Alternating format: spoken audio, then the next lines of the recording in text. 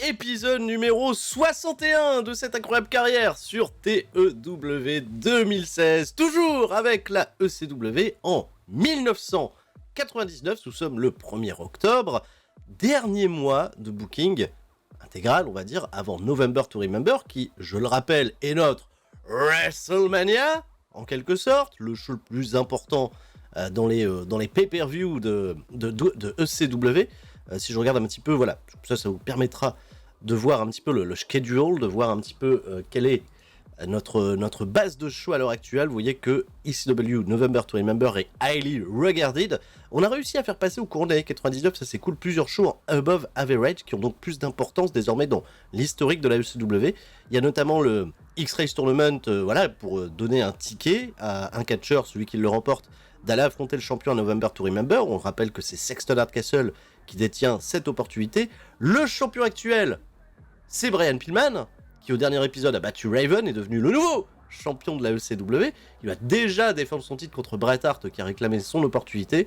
Barley Legal est également above average. On a vu également que la première nuit, enfin le premier X-Race Tournament, la première classe du X-Race Tournament est également considéré comme un show above average, donc qui est très important. Le X-Race Tournament, voilà, il a mis un petit peu le prestige sur la ECW, un tournoi qu'on organise 2 fois dans l'année. Bon là, on est un petit peu sorti de ces tournois, on a désormais beaucoup de titres à défendre, hein, voilà, j'ai fait comme WWE, comme AEW, on fait tourner un petit peu les storylines autour des titres, comme ça c'est un petit peu plus simple à booker, mais j'ai quand même confiance, et puis ça permet de garder des gens plutôt crédibles, de faire monter des momentum, de bâtir de nouvelles stars. Et on a déjà un programme qui est particulièrement costaud pour cette première semaine de ce mois d'octobre 99, avec notamment les défenses du championnat télé. Et oui, Al Snow, pour peut-être battre le record de défense de titre de Rocky Maivia, The Rock, qui est parti à WCW, Tommy Dreamer et Taz, qui est à 8 défenses de titre. Il y aura une défense contre Dean Malenko qui arrive là dès cette semaine. Et puis à voir également comment Brian Pillman va démarrer son nouveau règne. Est-ce qu'il va être de longue durée? Est-ce qu'il va être de courte durée? On a fait pas mal de règnes plutôt court, un peu de déception avec Bret Hart, ça vous le savez, c'était les précédents mois. En tout cas, merci à tous d'être là. Je sais que l'épisode était très réclamé. Il sort un peu en décalé, mais j'avais garanti qu'il allait y avoir un épisode pour ce mois d'août. Alors, c'est tout bénef. On est parti. Pas plus de questions, puisque regardez la size. Si je vais dans la size, vous savez qu'on est pour l'instant sur un cap. Même si on a tous les prérequis pour être au niveau national, on avait atteint ce niveau national, on était redescendu en dessous. On est bloqué 6 mois, quoi qu'il en soit, avant d'atteindre à nouveau le niveau national, qui est désormais un objectif. Il faut impérativement l'atteindre avant une période de, je crois, 2 années. Donc là, pour l'instant, on est plutôt tranquille. Mais je fais pas trop de billes. Il va falloir quand même entretenir la bonne note de popularité dans le Southwest qui est à 65, donc on est limite. Essayer de faire amener ça à 66, 67 d'ici quelques mois. Je pense que d'ici la fin de l'année 99, on aura vraiment assis notre statut pour s'assurer cette montée au niveau national et la conserver pendant, on l'espère, de nombreux mois. Puis même peut-être même de nombreuses années, et puis toujours l'objectif, hein, je le rappelle, aller chercher la première place de WWF et de WCW, avec, cela dit, et ça c'est la grosse contrainte, ça c'est le truc qu'on avait découvert ensemble lors des précédents épisodes, s'assurer également de conserver nos stars. Et ça va être compliqué, parce qu'on a beaucoup de catcheurs qui arrivent en fin de contrat prochainement, dans les mois à venir. Alors ce mois-ci, il n'y a pas encore grand-chose, mais attention, le début de l'année 2000 va être costaud, parce que regardez, des superstars qui nous tiennent à cœur, comme Sexton Hardcastle, c'est bientôt en fin de contrat. Hein, tu vois, dans 6 mois, c'est terminé. Donc voilà, il y a ce besoin d'atteindre le niveau national qui est très très important. Je ne fais pas plus patienter. On est parti. Kairi Sane, la flûte.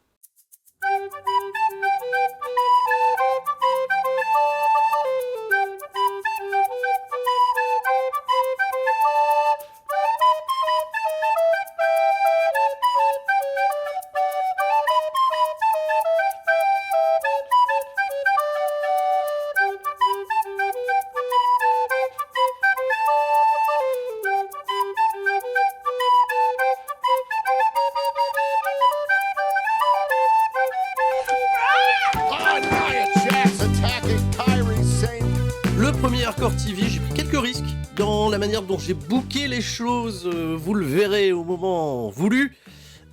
Ouais, j'ai pris des risques, notamment sur le main event et surtout sur ce choix de main event. Donc je suis un peu curieux et je me dis, est-ce que je me dirige tout droit au casse-pit pour ce premier show? En tout cas, ça sera une petite phase de test, puisque mes prochains main events, je pense tout au long du mois, vont être particulièrement denses et costauds. Mouriems dans le pré-show contre Karatech2. Mouriems, ils vont perdre. Voilà, c'est un petit match de pré-show, c'est face contre face et ça me fait une bonne note de 82. Malgré que les performances individuelles soient pas des plus excellentes. Voilà, Shannon Moore a pas fait la meilleure des perfs. Sensei Scorpio fait un très bon 87, donc le Sensei, hein, voilà, Karatech2, ils ont fait le taf. 82 pour un face contre face, je trouve que c'est agréablement bon. Et ça me lance les choses sur de bonnes bases. Toshiaki Kawada contre Silver King, c'est pas mauvais, ils ont pas une grosse overness tous les deux. Kawada est quand même un petit peu meilleur désormais dans son in-ring qu'il le fut un temps, mais Silver King va le battre et c'est un petit peu la surprise. Je vais pas donner de consigne de vainqueur de ce fait dans ce combat. Silver King bat Kawada 75, ok. Silver King, je me dis, bon, je l'ai recruté, j'ai toujours rien fait de particulier avec. Il pourrait quand même aspirer à des choses assez intéressantes, je pense, au sein de la ECW, parce que c'est pas un mauvais worker, même s'il me fait qu'à 66, je pense que le temps que la machine se rôde, qu'il gagne en popularité, il pourrait être un élément important. Rey Mysterio contre Danny Inferno. Alors, je voulais donner un petit peu de compétition à Rey Mysterio en solo, pour lui bâtir du momentum. Il va battre Danny Inferno, qui est l'un des champions trio. Il n'y a toujours pas eu de défense de titre trio, il n'y en aura pas sur cet épisode de Hardcore TV, ça va venir rapidement, vous inquiétez pas. Mais ça permet en tout cas de rétablir Rey Mysterio. Ouais, je compte sur du momentum parce que Mysterio, voilà, il y a toujours des bonnes perfs individuelles. Et il faudrait vraiment lancer un projet Mysterio quand même pour au moins horizon année 2000, parce que le talent est là, hein, ça c'est indéniable. Allez, on démarre le show principal. Brian Pillman célèbre sa victoire sur Raven. Il est tout de suite confronté par le détenteur et son ami désormais. Ben là, ils s'entendent bien. Sexton Hardcastle pour planifier, bien entendu, November to Remember. Ce à quoi la petite fête est tout de suite interrompue par Bret Hart et accompagné de son assistant Roddy Piper, qui, je le rappelle, est également le general manager de XTV, de Extreme Zone. Bret Hart, il veut pas attendre. Il veut pas attendre le main event. Il veut affronter Brian Pillman tout de suite. Alors, techniquement, vous vous doutez pourquoi je fais ça, parce que je suis pas sûr des qualités de Bret Hart pour assurer un main event de renom. Paul Heyman va valider le tout, parce que Paul Heyman également avait promis à Bret Hart de lui offrir une opportunité pour le titre. On va y aller tout de suite, et Paul Heyman aussi a laissé bien sous-entendre que il n'est pas des plus enchantés que Brian Pillman soit champion, parce qu'il ne le considère pas qu'il va être un draw pour la compagnie. Il va pas vendre des tickets à profusion, etc. Donc Paul Heyman, voilà, met en place tout de suite le challenge, et on est parti, premier combat. Alors attendez, qu'est-ce que je dois faire J'avais un truc de gimmick à faire. Ah oui, Roddy Piper devient une figure d'autorité. Il devient une figure d'autorité. Donc je change la gimmick. Legend, c'était pas terrible. Figure d'autorité, désormais, c'est validé, c'est below average. Donc pas top, hein. Pas top. Ça a toujours mieux. Legend, c'était pas terrible. Donc on verra bien. 92 quand même. Ah, j'aurais peut-être dû le mettre quand même en main event. 92, je décris comme exceptionnel. Brian Pillman va battre Bret Hart et faire sa première défense du championnat ECW. Évidemment, j'établis quand même un minimum. Notre champion Babyface, 15 minutes 19. Il n'y a pas de question à se poser, même si Piper a tenté d'intervenir. Paul Heyman est à la table des commentateurs. Il n'y a pas forcément parlé en des meilleurs termes de Brian Pillman. Hein. Il laisse bien entendu sous-entendre que Brian Pillman n'est pas un bon choix de champion, mais il va lui trouver de la compétition, et s'il n'est pas le bon choix, évidemment, ça se trouvera très rapidement. 92, c'est correct. Bret Hart fait qu'une petite perf de 71. Il y aura une petite suite à ça, parce que c'est une victoire de ce fait clean pour Brian Pillman, hein, qui bat Bret Hart. Bret Hart, qui a tellement réclamé son opportunité au titre, sa revanche, s'effondre dès cette tentative contre Brian Pillman. Il y aura une petite suite à ça, un petit angle qui arrivera plus tard. Ted DiBiase est accompagné de Lord Lemmy Lévesque, de Lord Alfred Regal et d'un vieille connaissance de Lord Alfred Regal, à savoir Kazayashi. Ils sont tous les trois ensemble en train de provoquer Bam Bam Bigelow pour un combat 3 contre 3 et lui dit: trouve-toi des partenaires, on s'affronte un peu plus tard dans la soirée. Voilà.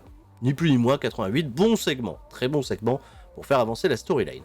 Les Hardy Boys, il fallait que je leur donne du momentum, les Hardy Boys vont battre Honma Ellie, donc ils font partie du grand clan des Pitbulls. 85, très bon match, parce que les Hardy Boys, c'est exceptionnel. Matt Hardy 98, Jeff Hardy 100. Hein, on est un petit peu, voilà, avec cette construction de Hardy Boys, on retrouve un petit peu les notes incroyables qu'on avait avec Sexton Castle et Christian Cage il fut un temps. Ils sont très très bons en équipe. Onma il fait qu'un 49, Brian Lee 60, mais peu importe, les autres ils portent tellement de trucs que ça marche très très bien.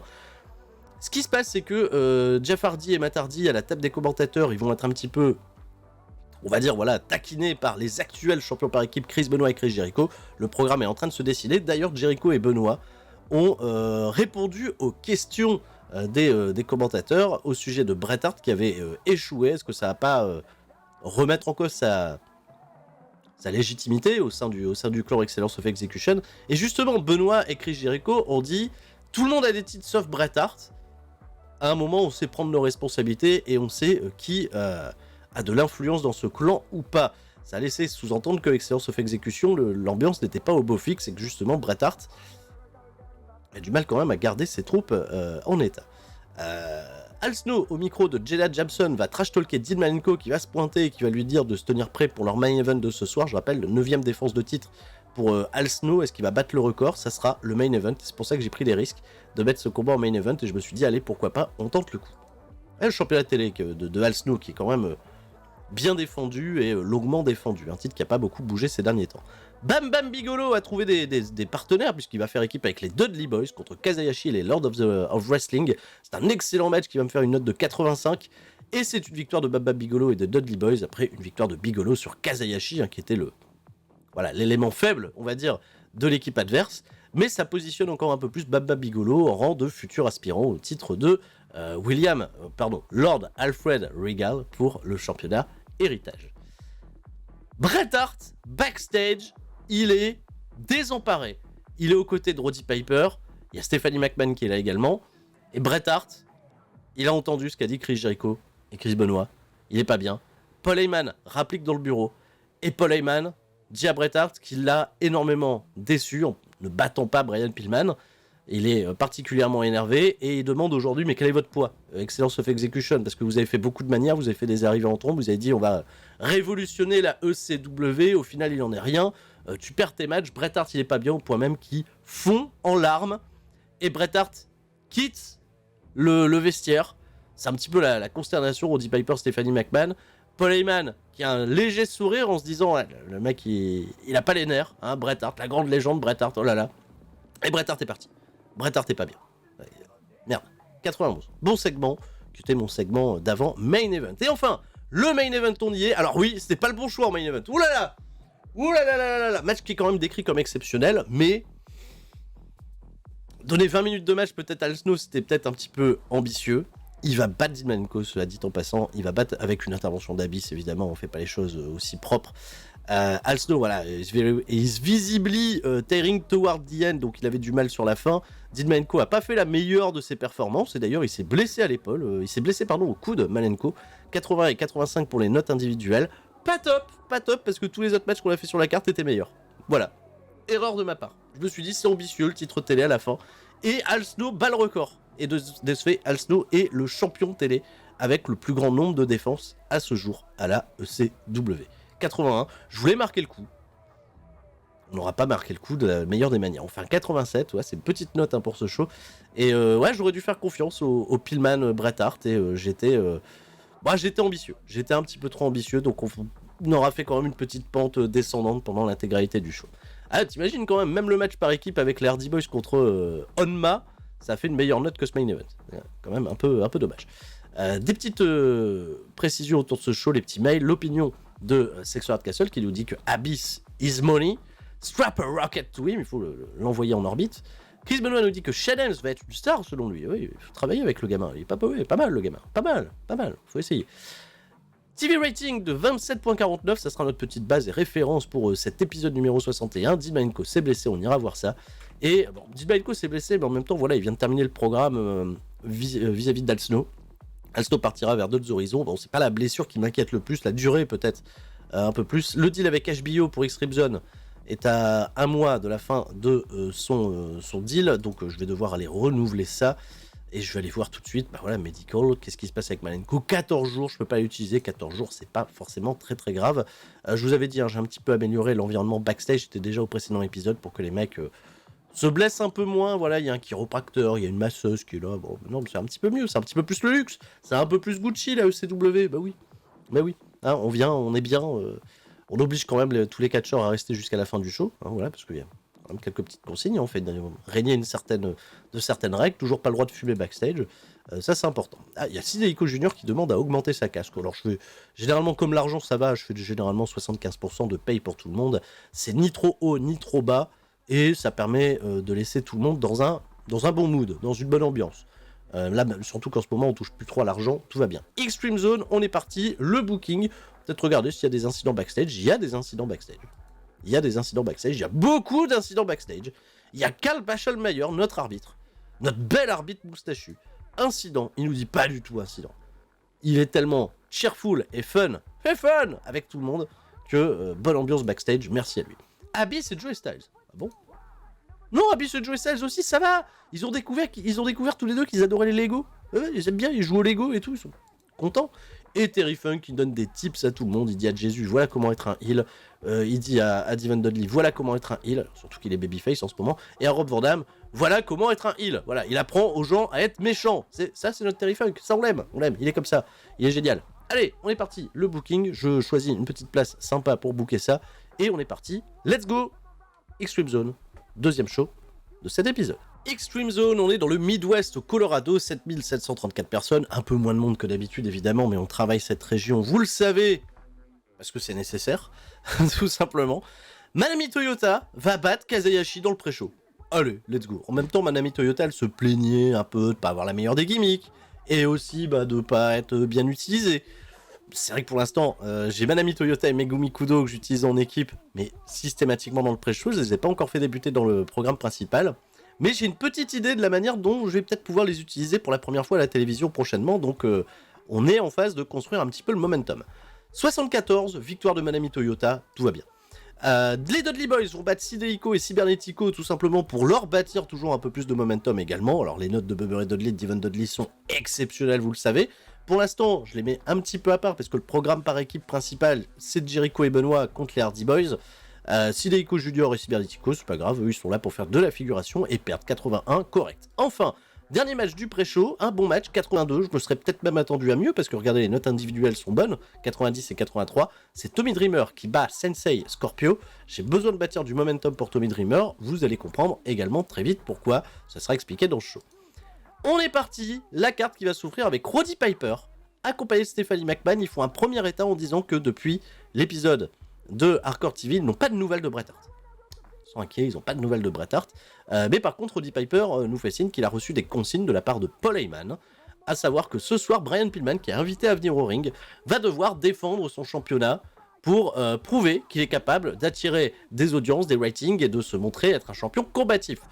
Brian Pillman lui fait, il n'y a pas de problème, qui est son adversaire, et c'est Al Snow, le champion télé, qui a un momentum gigantesque, qui attaque Brian Pillman dans le dos, et qui sera son adversaire et son challenger ce soir, j'ai bien envie de dire ce soir, dans le main event. Alors j'ai démontré lors de Hardcore TV que Al Snow était pas le meilleur choix en main event, mais je me dis avec Pillman, ça peut passer. Surtout qu'Al Snow il a un immense momentum, donc c'est à faire. Brian Pillman apparemment paraissait cool, good dans ce segment. Très bien, on verra bien. Le championnat trio est défendu par l'Excellence of Execution, Christian Cage, Danny Inferno et Steve Corino, qui vont battre Rob Van Dam et Tireur Immortal, qui vont les battre un petit peu de manière cheap. Alors, 78, je suis très déçu de la note. Vraiment, très déçu. Alors, Corino, Inferno, je sais qu'ils vont pas faire des notes géniales, mais Christian Cage fait un excellent 93, avec tous les autres, ça s'équilibre bien. Super Koji, 71, ok. Mysterio, 82, Rob Van Dam, 87, et pourtant, on fait qu'un petit 78. Un peu décevant. Après, la storyline, elle était un peu, même totalement au rabais. Première défense de titre pour l'Excellence of Execution, 78, décevant. Je vais quand même aller voir le dirt sheet, voir qu'est-ce qui a été pénalisé sur ce segment. Alors, Danny Inferno, pénalisé parce que, ah ouais, pas trop all-out, etc. sur les matchs importants. Parce que je leur ai mis match show stealer. Bah, ils ont pas show stealé du tout. Hein. Les mecs, 78, pas top. Pas top, pas top, pas top, pas top. Voilà, et le fait que la storyline est une faible 8 pour le moment. C'est pas grave, hein, parce que la storyline se poursuit autour des championnats de trio. Il y a d'autres équipes qui vont être concernées prochainement. Pour l'instant, c'est un départ en demi-teinte. Vraiment, demi-teinte. Kurt Angle est au micro de Jenna Jameson. Et justement, Kurt Angle va préciser que il a stress déjà des bons vœux de rétablissement à Dean Malenko, qui est quelqu'un qu'il estime tout particulièrement, suite à sa blessure dans le combat contre Al Snow. Il dit que Al Snow est champion télé uniquement parce qu'il y a Abyss dans les parages. Bah justement, Abyss il se pointe et il démolit Kurt Angle sur ce segment. Voilà, 75. Alors les storylines faible 8, etc. 75, je m'attendais pas à beaucoup mieux sur ce segment. Bam Bam Bigolo va battre Lord Lemmy Lévesque, Triple L, qui va perdre ce match suite à une intervention accidentelle de Lord Alfred Wiggall, qui était aux abords du ring pour assister son coéquipier. Et Bam Bam Bigolo continue de marquer les esprits, de prendre des victoires importantes et de se positionner comme challenger numéro 1 au championnat héritage de Lord Alfred Wiggall. C'est bien, 86, c'est un très très bon match, surtout qu'il y avait la notice storytelling sur ce combat. On sait que ça freine toujours un petit peu la note globale, mais 86, c'est très très bon. Très très bon. Bam Bam Bigolo, des bonnes perfs, parce qu'il nous fait un 83, quand Lord Lemmy Lévesque est encore un peu timide avec un 73. Jeff Hardy contre Jericho, alors là les aïeux, 95, la vache. Ça c'est positif pour la suite. Match décrit comme exceptionnel, surtout que la décision finale c'est faire un match nul entre les deux.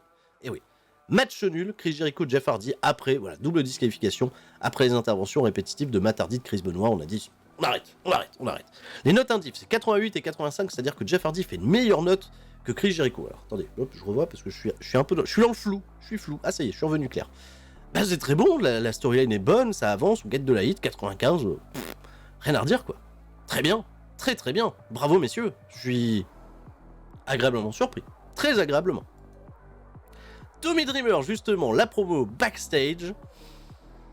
Aux côtés de Stevie Richards et Billy Kidman, ça fait qu'un 82, et Tommy Dreamer réclame, lui aussi, un title shot pour venger Raven, qui lui aussi n'est pas réapparu depuis sa défaite contre Brian Pillman. Pas de nouvelles de Raven, mais Tommy Dreamer, il veut également venger Raven, en affrontant Brian Pillman, en ayant un title shot, si Brian Pillman conserve son titre contre Al Snow. Et c'est parti, c'est le main event, et ça fait là une excellente note de 97, voilà, ça c'est bon, ça marche. Pillman c'est mieux que Dean Malenko finalement.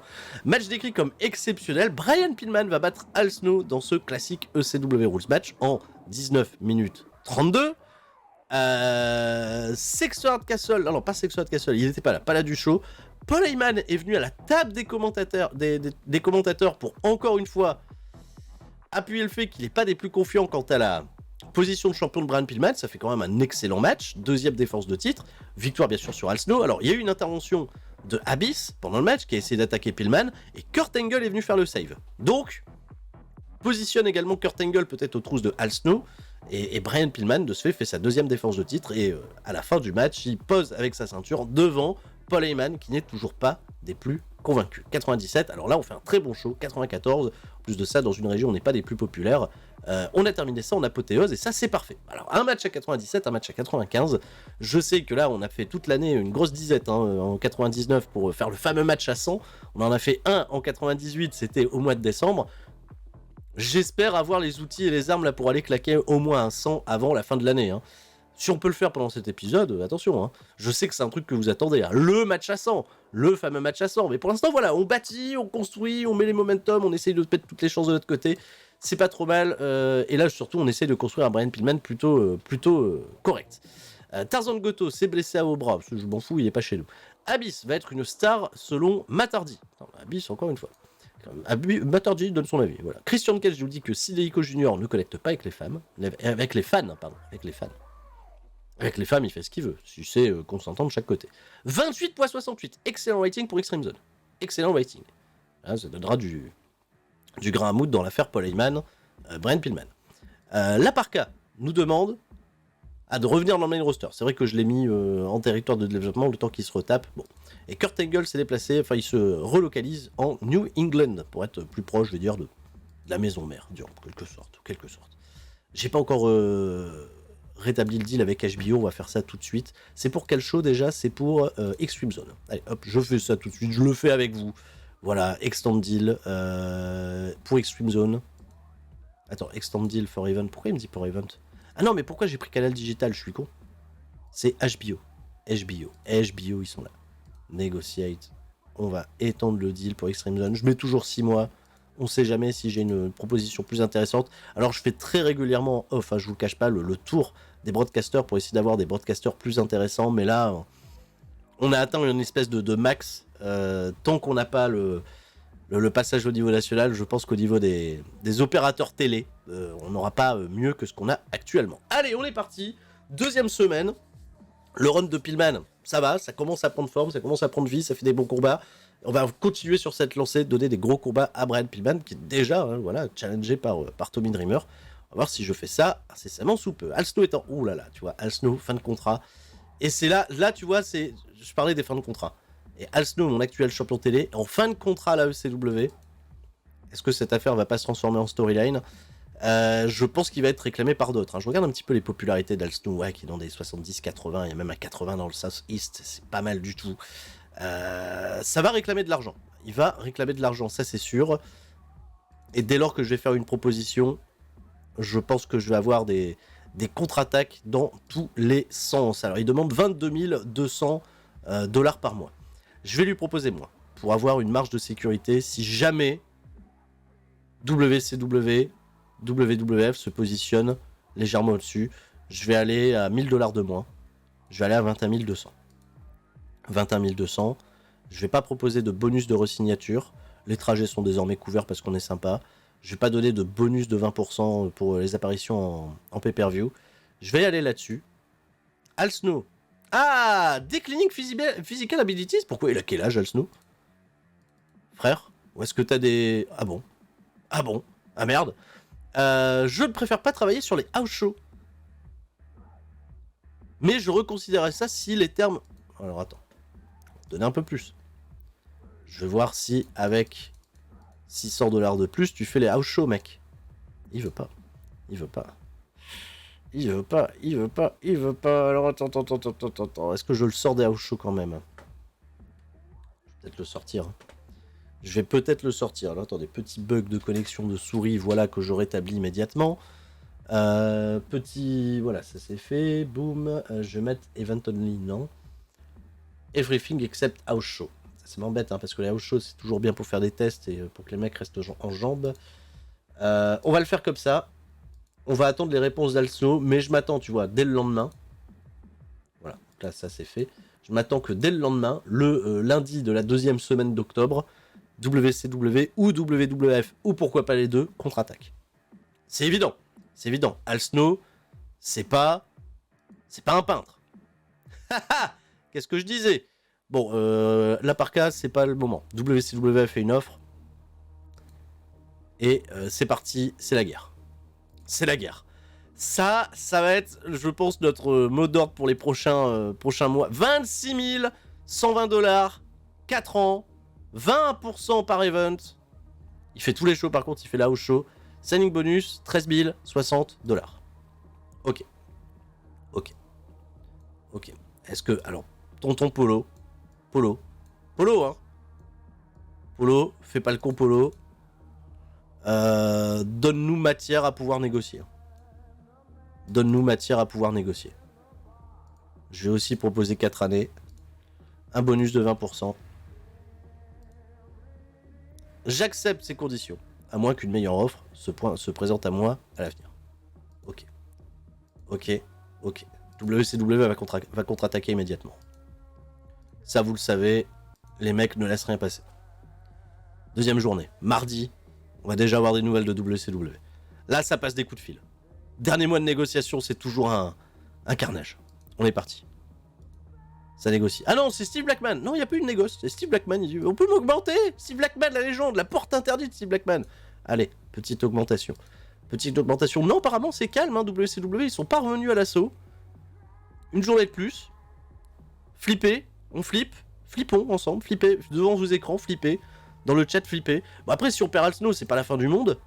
Mais bon, on perd Al Snow quand même, quoi. Non, apparemment, ça va, quoi. Maintenant, j'ai MTV qui me casse les pieds. Je m'occupe de MTV en off. Je vais au show, je vais au booking. On va voir. On a des incidents backstage.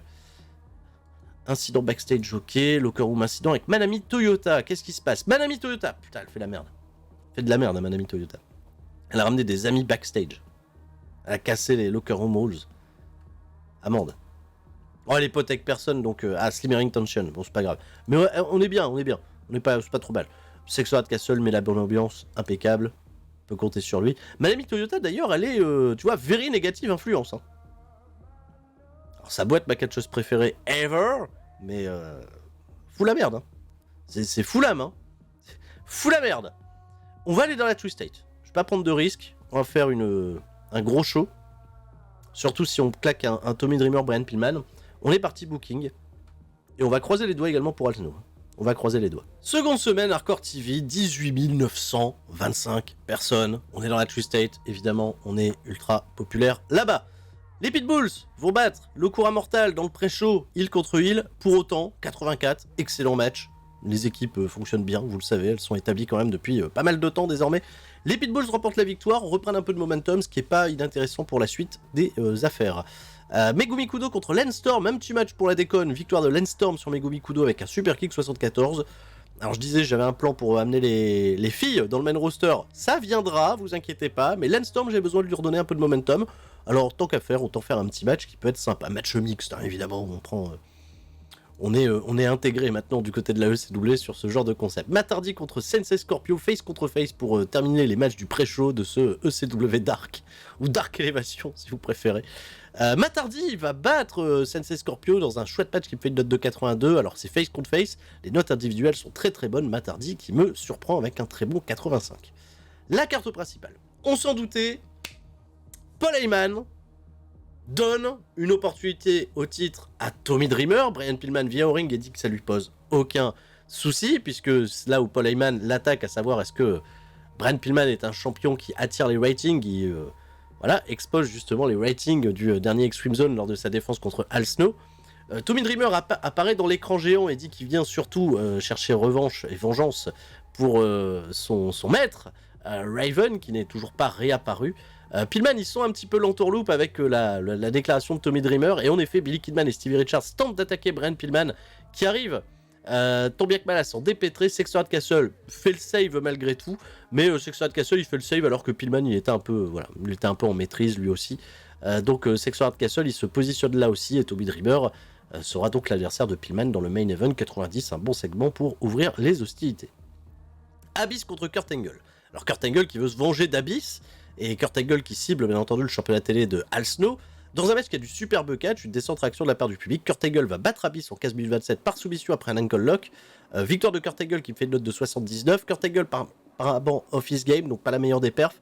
On a perdu un peu de 8 autour du championnat télé, 77. Je me serais attendu à un meilleur match. Kurt Angle, c'est peut-être pas encore totalement prêt, mais on va voir si en lui redonnant du momentum, on est capable d'amener un Al Snow Kurt Angle correct, décent, en tout cas pour peut-être les semaines à venir, peut-être même assez vite, je ne sais pas encore. Bam Bam Bigelow contre Jeddah. Ça va dépendre aussi, hein, bien entendu, ça va dépendre de... Est-ce que la WCW va relancer une offre pour Al Snow? Ça va aussi dépendre de ça. Bam Bam Bigelow en interview avec Jeddah, Bam Bam Bigelow nous annonce que c'est officiel, il affrontera Lord Alfred Regal cette semaine à Extreme Zone pour le championnat héritage. Belle note, 88, Bam Bam Bigelow qui est bon au micro. Bah oui.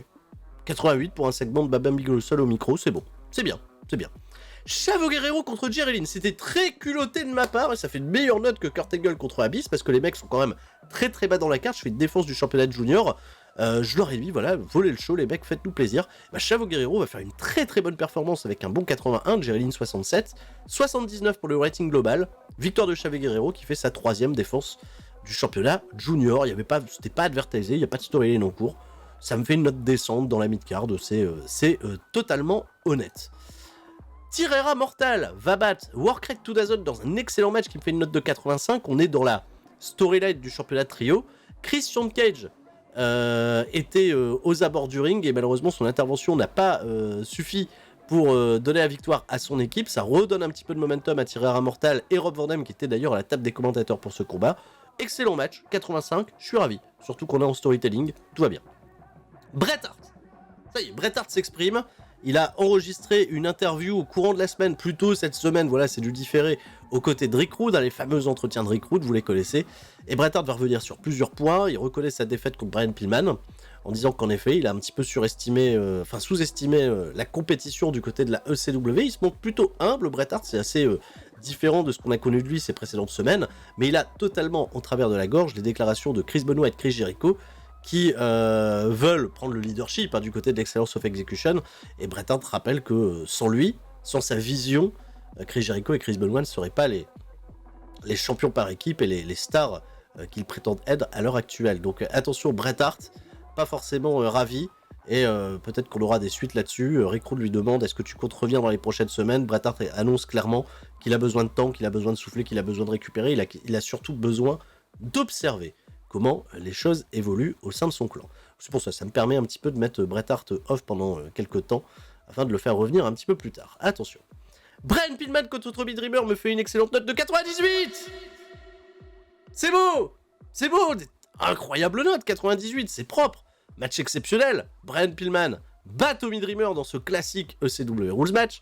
19 minutes 53 avec le Air Pillman. Bien entendu, beaucoup d'interventions pendant le combat. Kidman et Steve Richards ont tenté d'attaquer Pillman. Sexo Hardcastle a fait le save. Pillman fait sa 3e défense du championnat ECW. Tommy Dreamer un peu en galère sur la fin, mais on a des excellentes notes. Et la storyline se poursuit. La storyline autour de Pillman, de Sexo Hardcastle, de Paul Heyman, tout se poursuit. On est à 98, très très bonne note. Et Brian Pillman est un champion pour le moment convaincant, avec des très très bons ratings, des très très bonnes notes, et surtout un momentum qui continue de croître. Ne vous inquiétez pas, il va continuer de croître tout au long du mois. C'est les travaux d'Hercule pour Brian Pillman, cet épisode, vous allez voir. Alors, qu'est-ce que ça nous dit? TV rating 28.44. La shape de Misawa change. Désormais, il est toned. Ok, très bien. Et Headhunter B également, que j'ai jamais pu recruter à les Headhunters. Je les aurais bien aimés à la ECW pour de la compétition hardcore. C'est vrai qu'on fait un peu moins de matchs hardcore ces derniers temps. Il y a des gens qu'on n'a pas encore utilisés ce mois-ci d'ailleurs. On va essayer de leur donner au moins du temps d'antenne hors antenne, dans les pré-shows, voilà. Très bien, et ben j'ai toujours pas de contre-proposition de la part de WCW sur Al Snow. Je crois qu'ils ont vite lâché l'affaire. Donc tant mieux, attention, un petit mail, cela dit, on parle peut-être un peu vite. Non, ça va, on me donne des infos sur des mecs du Japon, là, pas intéressant. Tout va bien, on arrive de ce fait à Extreme Zone, on sait qu'on a déjà un match annoncé, un gros match, entre Lord Alfred Regal et Bam Bam Bigelow qui se programme, et on va, tout simplement, pas de locker room incident, on est parti, Extreme Zone, let's go. Extreme Zone, Mid-Atlantique, devant 18 277 personnes, DC Verizon Center. Nous ouvrons avec les matchs du pré-show. Les Joshi Legends vont battre On Miley, 75. Bon, On Miley, ils font pas les mêmes perfs que... C'est contre qui? C'était contre les Hardy Boys que ça avait fait une perf incroyable. Non, on est un petit peu moins, mais du momentum important pour les Joshi Legends, parce que projet, plus tard, main roster, attention, on arrive. Donc 75, voilà, petit match décent pour ouvrir les hostilités. Perry Saturn contre Landstorm, je crois que je l'ai fait plein de fois ce match.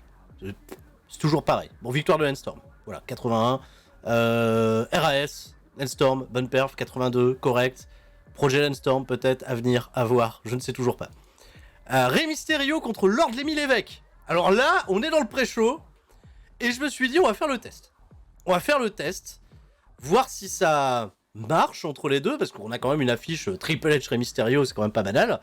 Et ben j'ai un bon match qui me fait une note de 86 sans consigne particulière, une victoire de Rey Mysterio plutôt précieuse, parce que Lord Lemmy Lévesque n'est pas encore suffisamment installé dans la compétition, il est plus là un peu en tant que garant et porte-flingue pour Lord Alfred Regal. Mysterio prend une victoire importante parce qu'on continue de bâtir un gros momentum pour Mysterio, et ça vous comprendrez où je veux en venir dans les semaines à venir. Mais je suis agréablement surpris de cette performance, même de celle de Triple H. On fait un 86, c'est loin d'être déconnant. Carte principale, on est parti les amis, et on va ouvrir tout de suite les hostilités avec le combat pour le championnat héritage entre Lord Alfred Regal et Bam Bam Bigelow, et vous voyez la note, 76. Puisque j'avais totalement oublié que Regal et Bigelow n'ont pas de chimie dans le ring. Oh full chimie dans le ring, les mecs. Ça marche pas. Regal fait donc sa première défense de titre depuis qu'il a repris le titre à Jeff Hardy. Une victoire en 14 minutes 54 avec une distraction de la part de Ted DiBiase, pas quelque chose de méga clean. Le programme pour moi s'arrête ici, je vais pas le faire poursuivre beaucoup plus loin. C'était peut-être la bonne place, ouvrir le show avec un 76, oui, bon, pas trop. Mais au moins le programme est terminé. Il y avait quand même une bonne 8 globalement sur l'intégrité de la storyline. Je pensais qu'on allait dépasser quand même les 80 malgré le problème de connexion entre les deux. On fait 76, voilà, l'erreur a été faite, c'est ma faute, my bad. On aura d'autres manières de construire Bam Bam Bigelow fort à l'avenir, et Regal, ça sera exactement pareil. Bigelow qui avait fait des bonnes perfs individuelles, Regal qui en fait également. Donc voilà, les deux en somme, ça ne marche pas, c'est une erreur, et j'en reste là. Brian Pillman, il vient au ring avant même que quiconque ne l'y invite. Brian Pillman, il a pris l'habitude. Il a dit, voilà, je sais, je prends les devants, je m'attends à ce que Paul Heyman, Roddy Piper, Stephanie McMahon, Bret Hart, Al Snow, Abyss, il commence à citer plein de noms de gens, voilà, viennent me défier pour une nouvelle opportunité au titre aujourd'hui, puisqu'apparemment je ne suis pas un champion convaincant pour Paul Heyman, alors qu'il fait quand même état, voilà, des succès récents et des ratings et des scores et de CW et de plein de petits trucs, tout ça, et Pillman est très très fier de représenter la ECW au sommet, d'être ce fighting champion. Donc Paul Heyman arrive. Paul Heyman, il arrive au ring, il fait tu fais ton malin, etc. Mais tu auras bien un match où tu vas défendre ton titre aujourd'hui. Je t'ai choisi un nouvel adversaire. On va voir si t'es le plus grand des champions. Tu affronteras Chavo Guerrero. Et il fait une annonce. Il annonce que Sexo Hardcastle, qui était intervenu dans le dernier combat avec Tommy Dreamer, sera banni du ringside. D'ailleurs, Sexo Hardcastle, qui est invité à venir au ring, aura de la compétition ce soir, dans le main event. Parce que Sexo Hardcastle affrontera Tommy Dreamer, qui veut se venger et qui se sent lésé d'avoir perdu ce match contre Brian Pillman suite à l'intervention de Sexo Hardcastle, alors que bon, Stevie Richards, Billy Kidman étaient intervenus également avant. 91, segment correct, segment plus que correct. Brian Pillman contre Chavo Guerrero Jr., bah écoutez, c'est tout de suite. Et les mecs n'ont pas de chimie. Là aussi, alors attention, eux ils ont pas de chimie, mais ça me fait un 91. Donc là, pas avoir de chimie, me claquer un 91, on est pas mal. 85 pour Pillman en note individuelle, Chavo Guerrero 70, alors je suis très déçu que les mecs aient pas de chimie du tout, parce que je me suis dit, tiens, pour la déconne, ça peut être un bon match à présenter sur le papier, ça va durer un petit quart d'heure. Pillman l'emporte, voilà, Sidelico et Siveritico ont tenté d'intervenir en faveur de Chavo Guerrero, Pillman reste le plus fort, on construit un babyface très populaire auprès du public qui remporte des victoires, et c'est tant mieux. Sexo Hardcastle, donc ce soir contre Tommy Dreamer, ça sera le main event. Christian Cage au micro de Jenna va affronter dans un tout petit instant Rob Van Dam, suite à ce qui s'est passé autour des championnats trio, tout ça. Christian Cage qui dit que Rob Van Dam ne le battra pas, puisque Rob Van Dam ne sera jamais un big deal à la ECW, et que tout ce qu'il entreprend, il l'échoue, globalement, voilà, il l'échoue, quelles que soient les compétitions, ils se sont affrontés plein de fois, Christian Cage et Rob Van Dam, et ben on est parti. Le combat entre les deux me fait qu'une petite note, aïe, de 79. C'est triste. C'est triste cette note, sachant que Christian Cage fait 93, Rob Van Dam 88, et bien en plus de ça, c'est une victoire de Rob Van Dam sur un roll-up. Et oui, Christian Cage, welcome to the War Zone. Malgré tout, on fait pas quelque chose de fantastique, on perd même de la hit au niveau de la storyline. Je suis très déçu. Alors après, ils étaient en note storytelling. Le segment rating pénalisé pour booking décision. Pourquoi j'ai pas mis de consigne particulière? Alors attends, Roda John Notes. Storytelling, ok. Victoire de Rob Van Dam. Ah ouais, Christian Cage devait rester strong. Keep strong, ouais, pour pas qu'il fasse trop la gueule. D'ailleurs, c'est une consigne que j'ai donnée également dans mon main event. Donc je risque de me faire un petit peu baiser dans mon main event avec les Keep strong. Mais on va faire avec. Donc victoire de Rob Van Dam, de ce fait, il y a une nouvelle opportunité au championnat trio qui sera décidée très prochainement, vous vous en doutez. On a ensuite un immense segment. C'est une grosse bagarre backstage, mais qui fait une note de 100. Qui implique Chris Benoit, Chris Jericho, Stephanie McMahon d'un côté, les Hardy Boys de l'autre, et Kimona, qu'on n'avait pas trop revu ces derniers temps. C'est parti d'ailleurs d'abord en conflit verbal entre Kimona et Stephanie. On a commencé à s'échanger des coups de poing, des droites, etc. Enfin bref, c'est parti en 4 fights d'un côté. Les Hardy Boys s'en sont mêlés, Benoit, Jericho. Grosse bagarre, immense bagarre. On n'en peut plus, on fait monter la tension comme pas possible entre les deux équipes qui risquent de nous ébahir totalement lors de la future défense de titre de Jericho et de Benoit.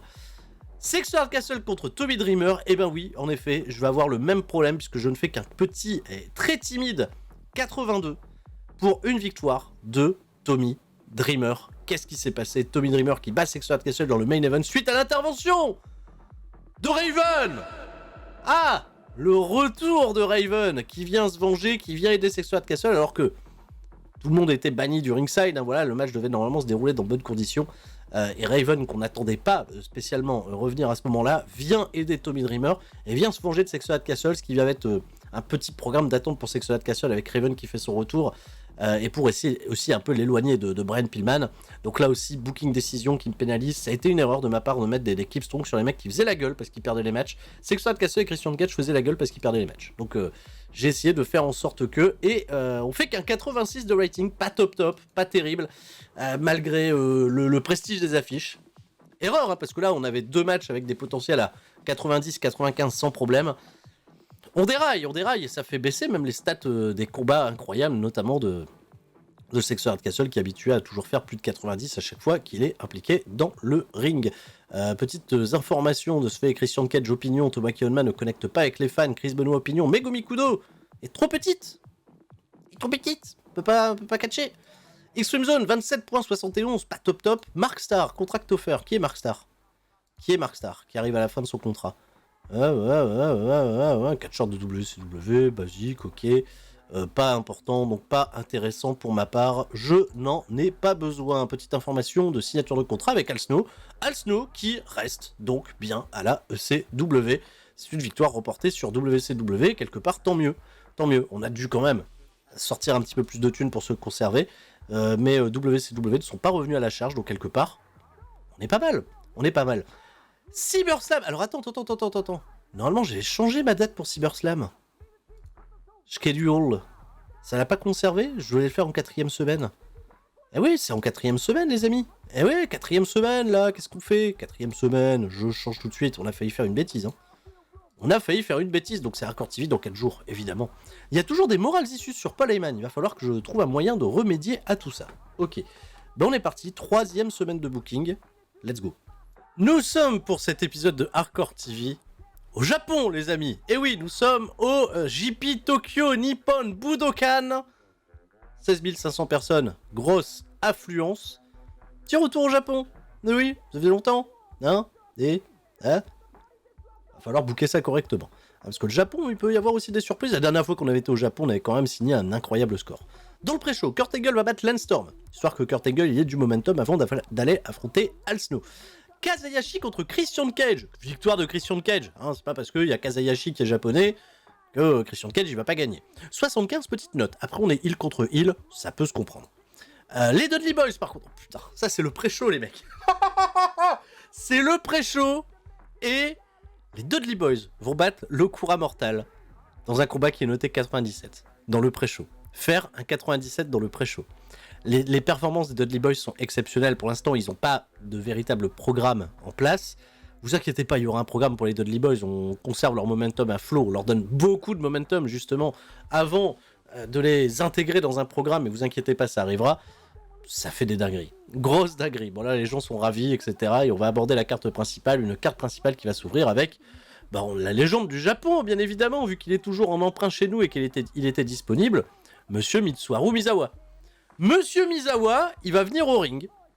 Évidemment, comme c'est le cas chaque semaine, et que à chaque fois, Brian Pillman se fait challenger pour le titre, Monsieur Misawa nous fait comprendre que Paul Heyman-san a donné une opportunité à Monsieur Misawa-san d'affronter Brian Pillman-san pour le titre ce soir dans le main event. Voilà. 97, les gens font « Oh !» tu vois, au Japon, parce que c'est l'époque où ils ont encore le droit de parler, et tout le monde est ravi. Mitsuharu Misawa contre Pillman ce soir dans le main event. Au main event. Parlons de Japon, évidemment. Toshiaki Kawada a une opportunité au titre héritage. Il affronte Lord Alfred Regal et ça fait qu'un 82. Un peu décevant. Victoire de Regal avec l'intervention de Lord Lemmy Lévesque. Ça fait une belle note au final. 82, ça reste correct. Même si Kawada qui fait un 87 au Japon. Contre un Regal qui fait un 90, on aurait pu s'attendre à mieux. C'est pas forcément grave, ça fait une défense de plus pour le championnat héritage. Regal Bakawada, on n'en parle plus. Derrière, il va y avoir une grosse promo. Benoît, Jericho, qui parlent tous les deux japonais. Ça va, pas de soucis. Ils ont une grosse expérience là-bas. Ils vont bien entendu trash talker les Hardy Boys. Avec ce qui s'est passé la semaine dernière, la grosse bagarre backstage sur Stephanie McMahon et tout. Et ce soir, ils sont au Japon, ils n'ont pas toujours été... des héros au Japon, puisqu'ils avaient perdu contre Misawa et Kawada leur titre, donc ils veulent laver l'affront, tu vois, ils veulent corriger des Japonais ce soir, et c'est nul autre que Megumi Kudo et Manami Toyota, les Joshi Legends qui font leur apparition, et qui viennent défier Jericho et Benoît, les attaquent carrément, elles s'en battent les couilles, on est parti pour un match par équipe, c'est les premières fois qu'on voit Manami Toyota et Megumi Kudo en action dans le ring contre Jericho et Benoît, ça me fait un immense 90, c'est très très bon au milieu de la carte. On a des performances qui sont très correctes de Jericho et de Benoît qui sont à plus de 90. Toyota 80, Megumi Kudo 71. Alors elles sont populaires au Japon, donc je profite de ça. Megu Bikudo est un petit peu plus en retrait, mais on a une très très bonne défense de titre pour Excellence of Execution, qui conserve bien évidemment les championnats avant d'aller les défendre, on se doute, contre les Hardy Boys dans les jours à venir. Voilà, c'était ma petite utilisation, la première utilisation des Justice Legends au sein de la compagnie. On leur donne déjà une belle exposition avec un match noté 90, et ça, c'est plutôt correct. Derrière, on a un gros 4 contre 4 avec le retour de Monsieur Terry Funk, que la légende toujours très appréciée au Japon. C'est d'ailleurs lui qui fait la meilleure note, 89, qui fait équipe avec Rob Van Dam, Terry Funk et Tirera Mortal. Ils sont opposés aux Murder Bulls Gang, Pitbull Durante, Wolf, Brian Lee et Tomoaki Honma. Victoire des Babyface, c'est feel good, on n'en demande pas plus. Et c'est Terry Funk à la fin qui est debout. Voilà, 78, un peu décevant peut-être sur la note globale, mais ça reste, cela dit, quand même décent. Derrière, Misawa Pillman, eh ben on fait qu'un 84. Ah, c'est décevant. C'est décevant. Misawa Pillman, je m'attendais à passer le 90 facilement. C'est une victoire de Pillman. On était dans un match où, en effet, face contre face, ça peut malheureusement faire que. On était dans un match épique, alors en effet, j'ai juste mis un match storytelling juste avant et les gens étaient déjà très investis émotionnellement. Donc c'était le risque que j'ai pris, j'aurais dû mettre un Calm the Crowd juste avant, j'ai mis un match storytelling, je me suis dit peut-être que ça a passé, mauvais choix de stipulation pour ce Misawa Pillman, 84, les deux ups se sont serrés la main à la fin, victoire de Pillman, qui bat encore une fois un nom important pour la défense de son titre, et il en est à sa 5e défense du championnat ECW. Il a, depuis qu'il l'a remporté, depuis qu'il a battu Raven, chaque semaine, à chaque épisode, donc 2 fois par semaine, le mec défend son titre. C'est un truc de zinzin. Voilà, 86, décevant parce que le match final aurait pu me faire une meilleure note. Erreur de ma part sur la stipulation, enfin sur la consigne du match. C'est pas grave, on reste quand même sur quelque chose d'assez important. Ouais, je sais pas. J'ai pas mis épique, j'ai mis spectacle. Voilà. Ça va pas fait. Ma faute, my bad. Je fais toujours des erreurs, hein. Je m'en fais toujours. Misawa, il a plus qu'une apparition possible à la ECW. On a quand même fait un rating de 27.97, ce qui reste très correct. Jizze Shizaki change son style de catch et est désormais un regular wrestler. On s'en fout parce qu'il est parti. C'est Hayabusa, il est à la WCW, on est triste. Jimmy Corderas, l'arbitre, il est désormais Todd. Ok, et Malenko est de retour de blessure. Très bien. Je n'ai pas de plan particulier pour Malenko, mais il est de retour de blessure. Ok, on fait avec. On est dans le South East avec 16 363 personnes. On a du monde ce soir pour Extreme Zone, et dans le pré-show, Rob Van Dam va battre Steve Corino. 15 minutes 13, voilà, on est toujours dans ce contexte, voilà, de storyline entre, pour le titre trio, Rob Van Dam qui prend une victoire sur Steve Corino. Là, ça fait quand même pas mal de momentum en baisse pour les actuels champions qui perdent beaucoup de rencontres en direct. Il y aura Christian Cage qui prendra la parole pendant le show principal parce qu'il est très très remonté et souhaite enterrer une bonne fois pour toutes Rob Van Dam, Mysterio et Super Crazy dans le programme qui les oppose. Jeff Hardy contre Kazayashi me fait un immense 92. Et on est dans le pré-show. Voilà. Voilà. J'ai rien d'autre à dire. Jeff Hardy me fait des perfs de foufou en ce moment. Et ça prend très très bien. Avec Kazayashi, pourtant ils n'ont pas une chimie particulière. Mais même Kazayashi sort un très très bon 80. Je suis agréablement surpris. L'Okura Mortal qui sort d'une incroyable perf contre les Dudley Boys, même s'ils ont perdu, cette fois-ci ils vont battre Karatektu, ce qui va me permettre de les repositionner pour un petit programme d'attente. Je vais probablement faire un l'Okura Mortal Hardy Boys avant de faire le combat contre Benoît et Jericho. Je pense qu'on peut en tirer quelque chose de très très bon. Psychosis et Juventud Guerrera font pas les meilleures notes sur le match, ils font 77 et 78. On a des très très bonnes notes en revanche en équipe entre Scorpio et Gilbert, 86. Bon match pour clôturer ces matchs de pré-show. Partie, carte principale. Alors oui, c'est la guerre, ça a commencé la semaine dernière. On a laissé un petit peu ça en stand-by du côté du Japon, mais Sexter Hardcastle, via ring, veut s'expliquer avec Raven, qui est venu intervenir dans son combat et qui lui a privé d'une victoire contre Tommy Dreamer. Raven va se pointer, il y a une longue histoire entre les deux, et évidemment, quand les deux hommes sont ensemble, ça fait des étincelles. Tommy Dreamer et Billy Kidman et Steve Richards vont tenter l'embuscade, mais on a un immense save de Terry Funk, Bam Bam Bigelow et de Cactus Jack qui fait son retour, ce qui nous met en position de builder un gros 4 contre 4 ce soir dans le main event. Beau match, hein, sur le papier. Gros 4 contre 4. La Parka qui fait son retour, et bah c'est correct, décent. Il va perdre contre Chavo Guerrero pour le championnat junior, ni plus ni moins. Voilà, Chavo Guerrero, 4ème défense de titre, on reste fort de son côté. 80, décent, honnête, correct. Roddy Piper et Stephanie McMahon, ils se font embêter parce que Paul Heyman leur a demandé de trouver un nouvel adversaire à Brian Pillman. Chaque fois, Brian Pillman qui doit défendre son titre, ils sont un petit peu à court d'idées parce que là, les autres personnes sont prises dans des programmes qui on va booker. Et là, il y a Sonny qui arrive dans le bureau et qui dit que Pitbull Durante, il a jamais sa chance alors qu'il a du gros momentum. Qu'est-ce qu'on fait? Solution de secours, on met Pitbull Durante. Ce qui me permet de mettre un match storytelling un peu moins important pour une défense supplémentaire de Brian Pillman. On a un peu perdu en prestige, mais on fait un bon angle à 90 parce que Sonny, elle arrive avec des arguments et Sonny a visiblement des arguments en sa faveur. Et ben on a un match qui me fait une note de 83, ce qui reste décent dans la mid-card, je dirais, mais Brian Pillman, je veux pas qu'il devienne non plus un champion de la mid-card. 83, bonne défense de titre, ni plus, ni moins. Voilà. Victoire de Brian Pillman, suite à une intervention ratée de Pitbull Wolf, 6ème défense du championnat de la ECW, Pillman reste sur cette très grosse winning streak. Lance Storm et Violent Conduct font équipe contre Kurt Angle et les Dudley Boys. L'idée, c'est bien entendu d'opposer Kurt Angle à Al Snow autour de ce match. On a mis des beaux gens tout autour pour que ça se fasse un bon combat. Et ben c'est le cas, ça me fait un bon 88. Et c'est une victoire de Kurt Angle qui fait le pin. Enfin, même pas qui fait le pin, qui gagne par soumission sur l'actuel champion télé, à savoir Al Snow. Ça positionne Kurt Angle pour son title shot pour le championnat de télé. Enfin, non pas enfin, Chris Benoit d'abord. Christian Cage au micro de J.A. Jepson qui est interrompu, alors il en a marre, hein, voilà, de Rob Van Dam, de Rey Mysterio et de Super Crazy, qui se pointent et qui viennent l'intimider justement, Christian Cage. Et là, Corino il s'est fait casser la gueule, Danny Inferno il est pas là, donc eux ils réclament bien entendu leur title shot la semaine prochaine. Et Christian Cage il semble un petit peu céder le truc. Et Chris Jericho et Chris Benoit viennent un petit peu équilibrer les formes. Alors Christian Cage il fait un petit peu son malin, tu vois, pour calmer les tensions, pour pas que ça parte en bagarre. Mais Benoit et Jericho ils sont particulièrement agacés que Christian Cage perde beaucoup de combats et que son équipe perde des combats, même s'ils sont toujours les champions par équipe. Ils lui mettent un ultimatum: si Christian Cage et Danny Inferno et Steve Corino perdent le match, il n'y a aucune raison qui s'appelle encore l'excellence de l'exécution, parce qu'il n'y a que des vainqueurs dans ce truc. Et ils font bien entendu référence à Bret Hart en disant les losers préfèrent s'enfuir et prendre du temps off. Voilà. 92, un bon segment avant le main event. Et bien justement, le main event, on y est. Ça me fait une immense note de 96.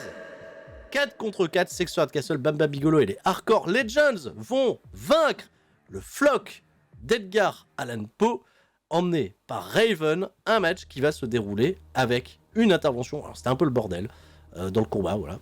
Mais il y a une intervention de Brian Pillman qui est venu coûter la victoire à Raven. Il y a eu bagarre entre Pillman et Raven. Pillman, bien entendu, qui se doute qu'il allait être une cible, qu'il avait une cible dans le dos vis-à-vis du flock of VIP, ce qui va permettre de faire la revanche entre Raven et Brian Pillman la semaine prochaine sans aucun souci.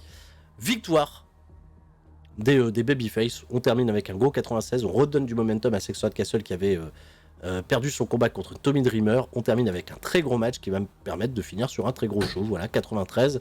On recolle un petit peu avec nos standards habituels. Pas mal! Mais oui, mais dites-le dans les commentaires, c'est pas mal. On revient bien.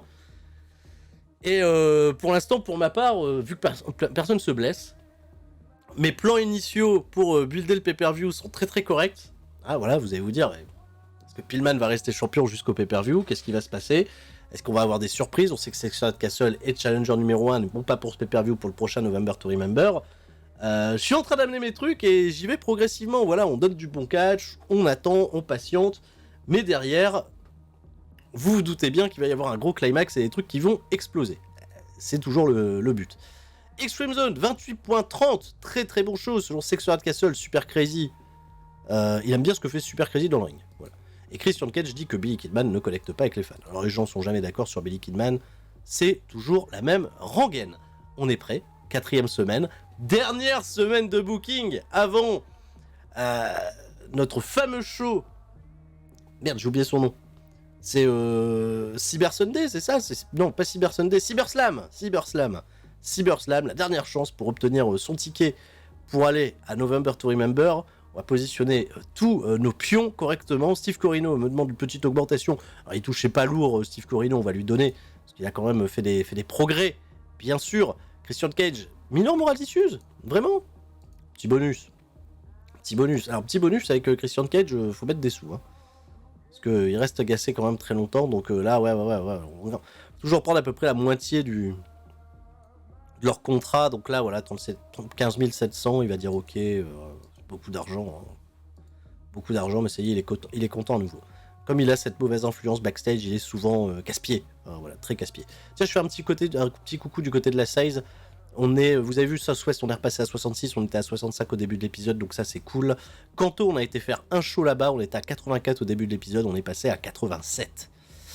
Grosse popularité au Japon, même si on a fait de la merde sur le Misawa Pillman. Des grosses popularités au Japon. J'ai vu également qu'il y a eu In Your House du côté de WWF, on va aller voir ce qui s'y est passé. L'Undertaker a conservé son titre de champion WWF en battant Animal Warrior. Voilà, 99, un très gros match entre les deux. Diesel et Shawn Michaels ont battu le British Bulldog et Rick Steiner, qui ont fait équipe pour l'occasion, 91, bon match. Je regarde un petit peu autour des championnats, la Parera Atomica. Je ne sais pas qui compose la Parera Atomica. Aussi, la vache, belle équipe, Eddie Guerrero et Monsieur Hiro Del Santo, qui sont les actuels champions par équipe. Ils ont battu PG-13, mais ça fait qu'un 76. C'est une belle équipe. Franchement, peut-être les demander en prêt, parce que ça peut faire quand même, je pense, des petits trucs sympas. J'ai toujours pas utilisé Eddie Guerrero, j'ai toujours pas demandé un prêt pour avoir Eddie Guerrero, qui est depuis très longtemps désormais sous contrat avec la WWF. Billy Gunn a conservé le championnat intercontinental contre Duke Drosy, ça fait un 73. Bon, il faut quand même un 90 au final, parce que le main event, ça se voit, il aide beaucoup. Il aide beaucoup ce main event, ok. Très bien. Dernière semaine. Ouh, ça va être chaud. Retour dans la Twisted. Dernière semaine avant CyberSlam, dans le pré-show, Abyss Megumi Kudo. Match hardcore. Et ouais. Mais ça clique pas. Voilà. Les deux sont bons en hardcore. Megumi Kudo, elle a des super notes en hardcore, puisque je le rappelle, c'était une légende de la FMW à l'époque. Carrière courte, malheureusement, pour Megumi Kudo. J'ai toujours un immense regret, moi je la considère vraiment comme une de mes catcheuses préférées, Megumi Kudo, parce que si elle avait été pas recalée à l'époque du côté de AJW, elle aurait probablement été une immense légende du Joshi. Elle reste quand même, je pense, dans le cœur de beaucoup, une immense légende, mais appartenant à FMW, elle était plutôt opposée toujours aux mêmes lutteuses. Quand elle faisait les petits coucous du côté d'AJW, c'était excellent. Megumi Kudo, qui s'incline contre Abyss. Voilà, en tout cas, sa carrière, en réalité, elle dure plus longtemps dans le jeu qu'en réalité.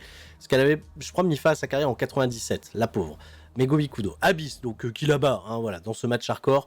Pas terrible, ça clique pas entre les deux et c'est décevant. Alors, pour info, avant le show, on a eu un backstage incident. Manami Toyota a encore amené des amis backstage. Je l'ai suspendu 28 jours. Elle me haït. Elle me déteste. Voilà. J'ai des problèmes avec Manami Toyota, c'est improbable, mais c'est un carnage. C'est tout, on fait avec, On a, de toute façon, est-ce que j'ai le choix? J'ai pas le choix, on fait avec. Pré-show toujours, Bam Bam Bigolo va battre Pitbull Wolf. Voilà, 83, bon match. C'est décent. 83, rien à dire. Les Dudley Boys vont battre Jesus et Jerry Lynn. Alors là, face contre face, mais pas les couilles, les Dudley Boys, excellent. 88, immense momentum, on n'en peut plus. Brian Pillman, il va nous livrer une immense promo, Brian Pillman, en disant qu'il est... il speedrun le game, en quelque sorte, parce qu'il défend son titre à chaque show. Et là, peut-être le point de chute, c'est d'affronter Raven, mais une fois qu'il aura battu Raven ce soir, dans le main event, voilà, il dit au micro de Jenna, j'affronte qui? Je fais quoi? Qui on va me ramener? Quel superstar je vais affronter? Est-ce que vous voulez pas m'amener Sexto Hardcastle plus tôt? Voilà, comme ça je l'affronte déjà dimanche, et au moins c'est réglé.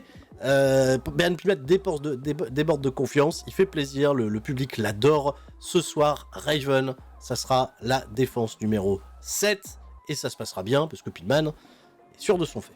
100, grosse promo, immense, et Paul Heyman, qui est à la table des commentateurs pendant cette promo, est particulièrement piste, parce qu'il n'arrive pas à mettre de bâton dans les roues de Brian Pillman. Lord Alfred Regal défend son championnat héritage, et vous l'avez bien vu, contre Mitsuharu Misawa. Oui. J'ai fait une connerie. J'ai fait une immense connerie. Misawa prend le titre, mais c'était sa dernière opération à la ECW. J'ai oublié de mettre Regal vainqueur. Oh le fail! Oh le fail! Ah mais quel immense fail! Parce qu'en plus, avec ça, tout est merdé. Toute la suite est merdée. Misawa prend le titre héritage qui va se retrouver vacant.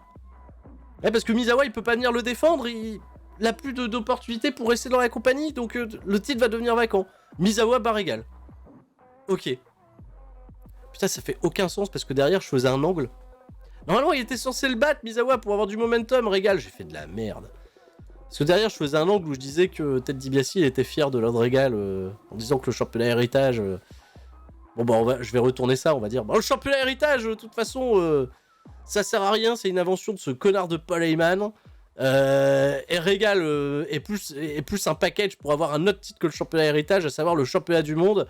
Et de ce fait, ça le fait rager, etc. Voilà, et Paul Heyman, pas forcément très satisfait des déclarations de Ted DiBiase. Mais quel fail! Quel fail terrible! Ah, mais j'en reviens pas de mon fail. J'en reviens pas. Mais horrible, horrible fail. C'est le pire fail ever. On va jamais faire un fail comme ça, quoi. Jamais. On peut pas. C'est interdit. Championnat héritage est vacant. De ce fait. Parce que Misawa, il est plus là. Oh, quel fail.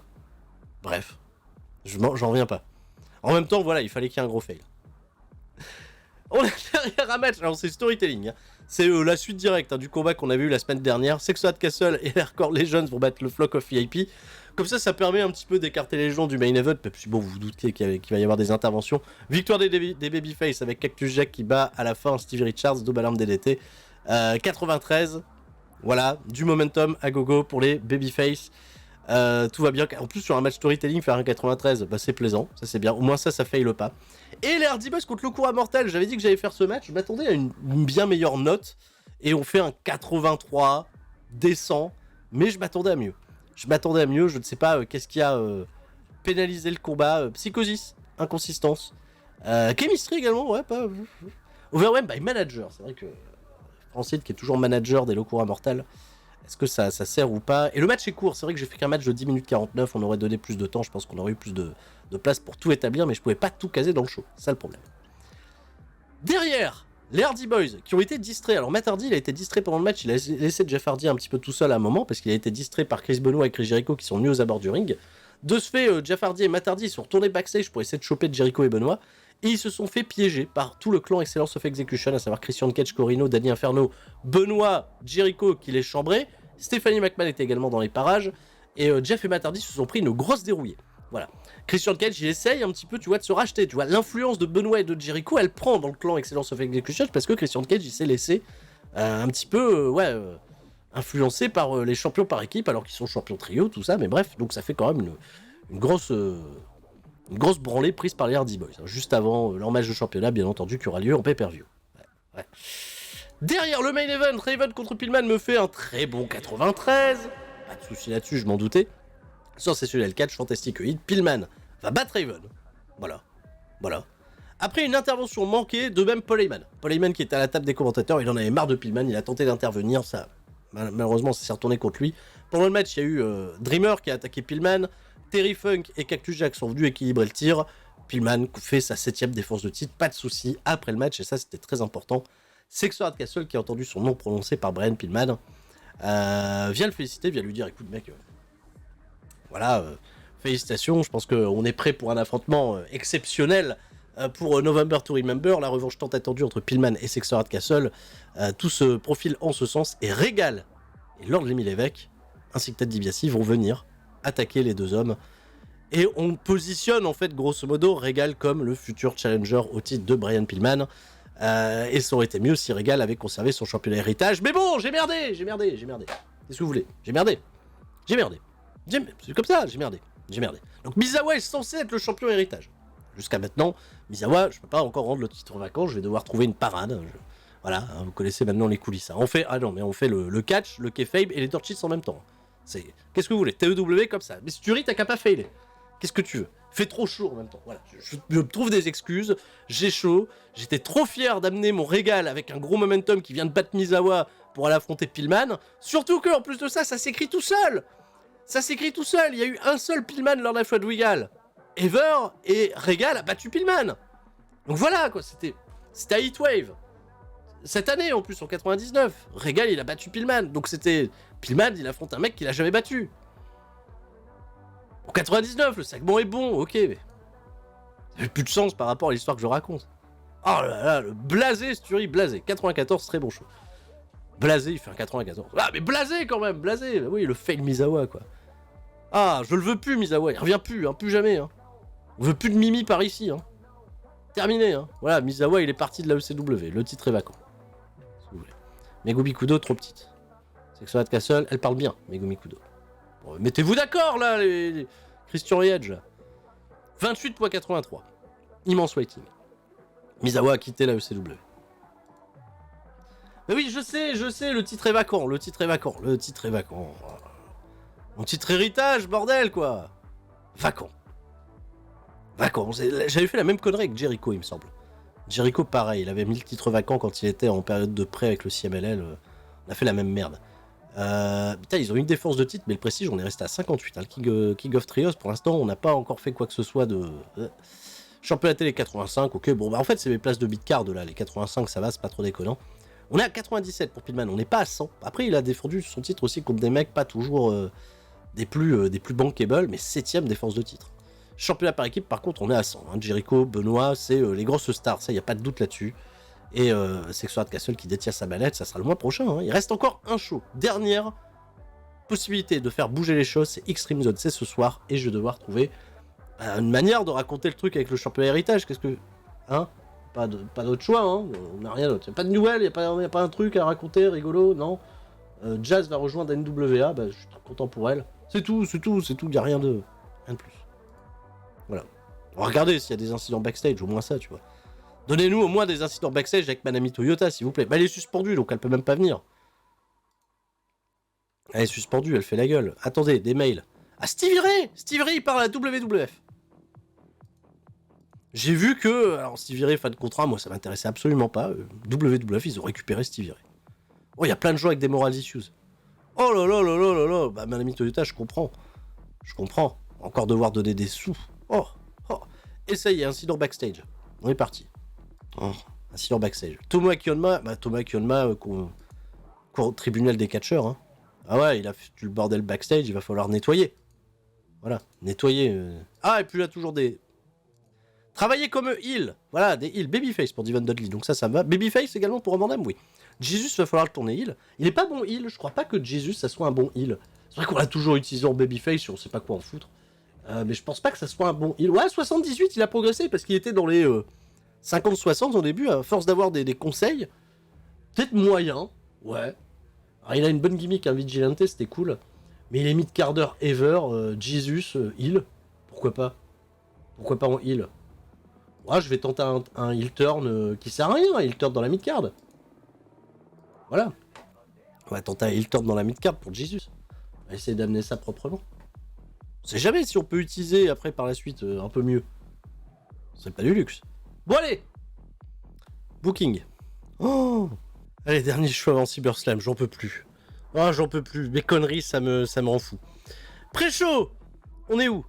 On est encore dans la True State? Je suis toujours dans la True State, moi, qu'est-ce qui se passe? Qu'est-ce qu'on fout? Steve Blackman et Jesus. Ils perdent contre les Pitbulls, évidemment. Comme ça frustre un peu Jesus. Il fait équipe avec la porte interdite, Steve Blackman, qui est nul. Voilà, qui est nul. Et Jesus, comme ça, il est agacé. Donc le heel turn, il le laisse un peu transparaître comme le rapportent les notes du Road Agent. Ah, voilà, comme ça, c'est bien. C'est le but. Toshiaki Kawada, D'Lo Brown. Oh, bah Kawada, il fait un 82. Bon Kawada, c'est pas mal. 14,57. Bon match de Kawada, qui a porté le match. Très bien, ça c'est bon, c'est inspirant pour la suite. Et enfin, pré-show, Malenko il bat Lenstorm. Comme ça, je donne du momentum à Malenko pour son retour, on va quand même l'utiliser. On va faire un Malenko Chavo Guerrero à CyberSlam pour le titre de junior. Comme ça c'est fait, voilà. Gros segment, allez hop, on est parti, on met tout à plat. Régal.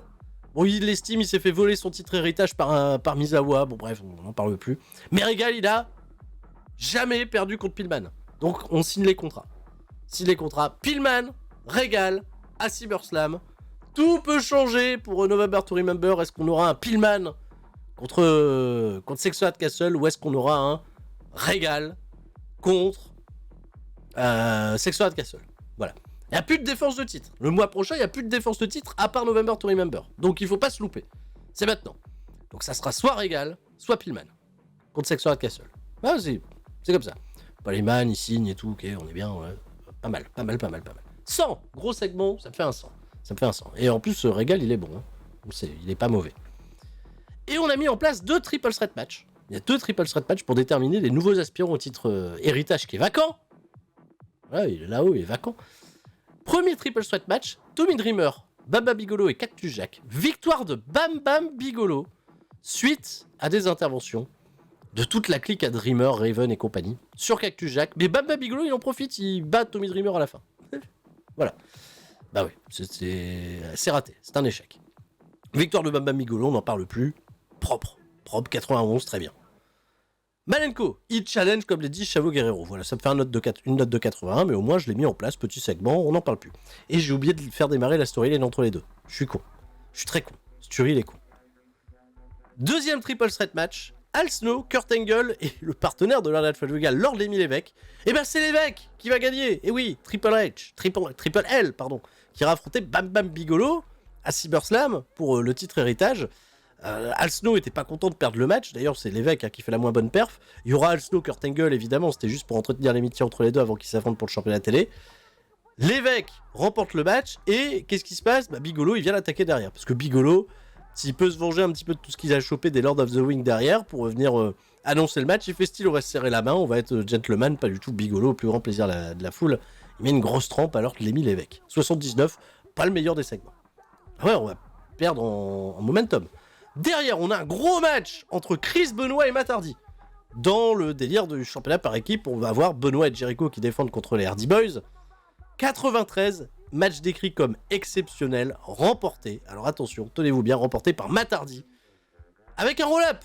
Welcome to the roll-up zone. Et oui, belle roll-up zone et victoire de Matt Hardy, ce qui va agacer Benoit, ce qui va donner un avantage psychologique aux Hardy Boys qui se sont quand même bien fait poutrer, casser la gueule ces dernières semaines. Mais là, petit avantage psychologique, Benoit il est pas bien. Benoit il est pas bien, il engueule Woman et tout, il va rentrer backstage, il va se prendre la tête avec tout le monde, bref. On les met sur les nerfs juste avant SummerSlam et ça c'est bon. 93, bon segment, vous allez très bien. Et enfin dans le main event, alors j'aurais dû inverser, j'aurais dû mettre l'autre match dans le main event, on est d'accord.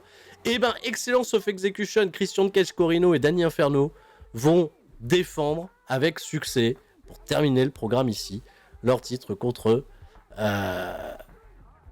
Rob Van Dam, Rey Mysterio et Super Crazy. Voilà, 85, bien, mais bon. Bien, mais bon, c'est vrai, on aurait pu faire quand même beaucoup mieux. Danny Inferno un petit peu en dessous de tout le monde sur les performances. C'est vrai que Corino, là, Inferno, ils ont été un petit peu effacés. Christian Cage, très très bon, bien évidemment. Mais non, on en reste là. Donc pour Rob Van Dam et Tyra Immortal, il n'y aura pas de nouvelles chances. J'ai pas fait ce match pour le pay-per-view parce que j'ai un truc très particulier à faire en pay-per-view avec tout ce beau monde. Vous le découvrirez. 85. Chaud moyen. 88. Ouais, on aurait terminé par Matt Hardy, Benoit, on aurait été mieux. J'ai voulu mettre le prestige, mais le titre trio, il est pas si prestigieux pour le moment, donc c'est peut-être ça qui a fait un peu chuter cette note, qui pouvait être très bonne, qui pouvait être très bonne. Et le titre trio, le titre de trop, voilà, est-ce qu'on peut se poser la question. 28-01, bon rating, cela dit, bon rating. Chris Benoit, pas content, mais on va tout de suite remédier au problème Chris Benoit. Donnons-lui des sous, on va lui donner un peu plus de 18 000 $. Bah ouais, il faut donner l'argent. Donner argent à Benoît, on donne argent. Donne argent, voilà, 18. Il est toujours ennuyé. Il fait chier. Il fait chier le mec. Toujours moral issues. Donnez plus, 2 fois 18 000. Ça fait 36 000 quand même. Il casse les couilles. Oh merde, on vient de claquer plus de 36 000 $. Le mec fait encore la gueule. D'habitude, tu donnes à peu près la moitié de leur salaire, ça les remet d'aplomb, mais Benoît, non. Benoît, non. Non, c'est bien, merci pour l'argent, mais non. J'ai perdu contre Matt Hardy, quoi. C'est le déshonneur total d'avoir perdu contre Matt Hardy. Oh, ça va, on a le match de championnat par équipe qui arrive. Pronostiquez, bien entendu, sur le chat, si vous le suivez en première diffusion, pronostiquez les vainqueurs sur ce match par équipe qui risque d'être dément. Et c'est Halloween, les amis, c'est Halloween. SummerSlam Halloween, va y avoir des surprises, on va se marrer. On est parti, d'ailleurs. Pas de locker room incident. On va y aller franco. Vous avez bien vu, Bret Hart, toujours time off, il est pas là. On va mettre tous les broadcasters possibles et imaginables, enfin tous ceux qui sont à notre disposition, bien entendu, on peut pas aller beaucoup plus loin. Et on va se booker cette carte. Ça va être comme d'habitude, le casse-tête, mais j'ai hâte quand même de la fin. Il va y avoir un petit côté sacrifice dans le pay-per-view, je vous en parlerai en débriefant ça, mais j'ai hâte de le faire. A tout de suite. Allez, on est parti. SummerSlam. Prenez une grande inspiration. Vraiment, hein, chez vous, prenez une grande inspiration. Parce que là, on se lance vers un grand show. Vers un grand show, j'ai pas d'autres mots. Il se passe passer plein de trucs, ça va être un peu exceptionnel. Ça va partir dans tous les sens. Ça va énerver le public. Dans le bon, dans le mauvais sens, partout. Voilà, prêtez-vous à vivre des grandes émotions. Si vous voulez, faites une petite pause, voilà, aérez-vous. Enfin, de toute façon, on est parti, là, il y a le pré-show, il y a la traditionnelle bataille royale, pour donner un title shot au championnat héritage. Et cette bataille royale va être remportée par Rey Mysterio. Et oui, Rey Mysterio remporte cette bataille royale. À la fin, il va éliminer Jesus, qui va être le dernier éliminé, et qui aborde encore un peu plus son heel turn. Lance Storm, Pitbull Durante, Jesus, c'était les dernières éliminations. Bref, Rob Van Dam était dans le truc, et il est parti beaucoup plus vite. Bon, il est même pas resté dans les 4. Mais Rey Mysterio obtient un title shot pour le championnat héritage dans les semaines à venir. Pourquoi pas à November to Remember. On va voir comment les choses évoluent d'ici là. Bien sûr, on va le voir. On est parti, si vous le voulez bien, avec la carte principale, et on va commencer déjà très très fort. Le premier combat sera nul autre que le match pour le championnat par équipe, défendu par Excellence of Execution contre les Hardy Boys. J'ai caché les notes, volontairement. Oui, je commence déjà en cachant les notes parce que on risque d'avoir des immenses bangers sur cette carte. Et ce match-là était particulièrement très attendu. En tout cas pour ma part, Excellence of Execution contre les Hardy Boys dans un match qui a du superbe catch, une fantastique hit. Il faut savoir que, Stephanie McMahon qui était aux abords du ring a voulu faire un petit peu pencher la balance en faveur de l'Excellence of Execution, mais c'est une attaque finale de Kimona qui va permettre aux Hardy Boys de devenir les nouveaux champions par équipe. Et oui, c'est le bordel, Excellence of Execution, qu'est-ce qui se passe? Jeff Hardy bat au final Chris Jericho par pinfall. Benoît est pas content. 96 pour la note du match. Et là, on fera pas le sang. Un excellent 96 pour terminer le programme. Et l'Excellence of Execution perdent les titres. Les Hardy Boys reprennent les championnats par équipe et iront très certainement se présenter en tant que champion à November to Remember. En tout cas, c'est mon plan actuel, je vous le dis tout de suite. Mais on va bâtir un immense match pour November to Remember. Les Hardy Boys, champions par équipe. Excellence of Execution perdent un peu d'influence, et notamment Jericho, Benoît, voilà, c'est pour ça pète derrière. Ça pète, il y a un gros argument entre tout le monde qui fait une petite note, 66. Mais il n'y a plus de storyline, c'est vrai. Il n'y a plus de storyline, mais il y a des gros arguments entre Chris Benoit, Woman qui se fait engueuler également, qui était aux abords du ring, Jericho, Stephanie McMahon, on sait plus trop où se mettre. 66. Pas top, pas bon segment, mais c'est pas grave. Les gens sont contents, ils viennent de voir des nouveaux champions par équipe, Jeff et Matt Hardy. Ok, ça va pas, ce 66 il va pas me pénaliser pour la suite. C'est pas grave, il n'y a pas de storyline en plus engagé, donc c'est pas forcément grave. Kurt Angle contre Al Snow me fait un très bon 85, et là aussi, on est surpris, on vit un beau moment. Kurt Angle remporte son premier championnat à la ECW, et Al Snow, voilà, le règne incroyable d'Al Snow, un très long règne, prend fin ici, les gens sont heureux, soumission après l'Uncle Lock. Abyss va malheureusement intervenir contre Al Snow par accident, ce qui va permettre à Kurt Angle de remporter le championnat de télé. Enfin, Kurt Angle est titré et on a un bon match. 85, très bonne performance, les gens sont heureux. Et oui. Backstage, Christian Cage, qui est un petit peu trop confiant. Bah oui, parce que il n'y a plus que lui, Steve Corino et Danny Inferno qui sont titrés désormais dans l'Excellence of Execution. Et apparemment, les histoires d'Ultimatum portées par Chris Benoit et Chris Jericho le concernent plus trop. Et bien, il déborde de confiance, et malgré que Stephanie McMahon lui dit « Attends, prends pas trop la confiance », il va voir Paul Heyman et lui dit « Ok, écoute, si on a de la place sur ton pay-per-view, on a de la place, ça va, on a de la place. On est prêt à faire un open challenge pour nos championnats par équipe parce que, voilà, quoi, on est désormais, tu vois, les leaders de l'Excellence of Execution. » Et Paul Heyman dit allez-y, allez au ring, on va trouver des adversaires. Et puis on est parti, Open Challenge, qui va répondre au défi. Et c'est nul autre que Bubba Ray Dudley, Devon Dudley et Sexton Hardcastle. Match décrit comme exceptionnel, même si on fait une petite note de 83. Petite note de 83.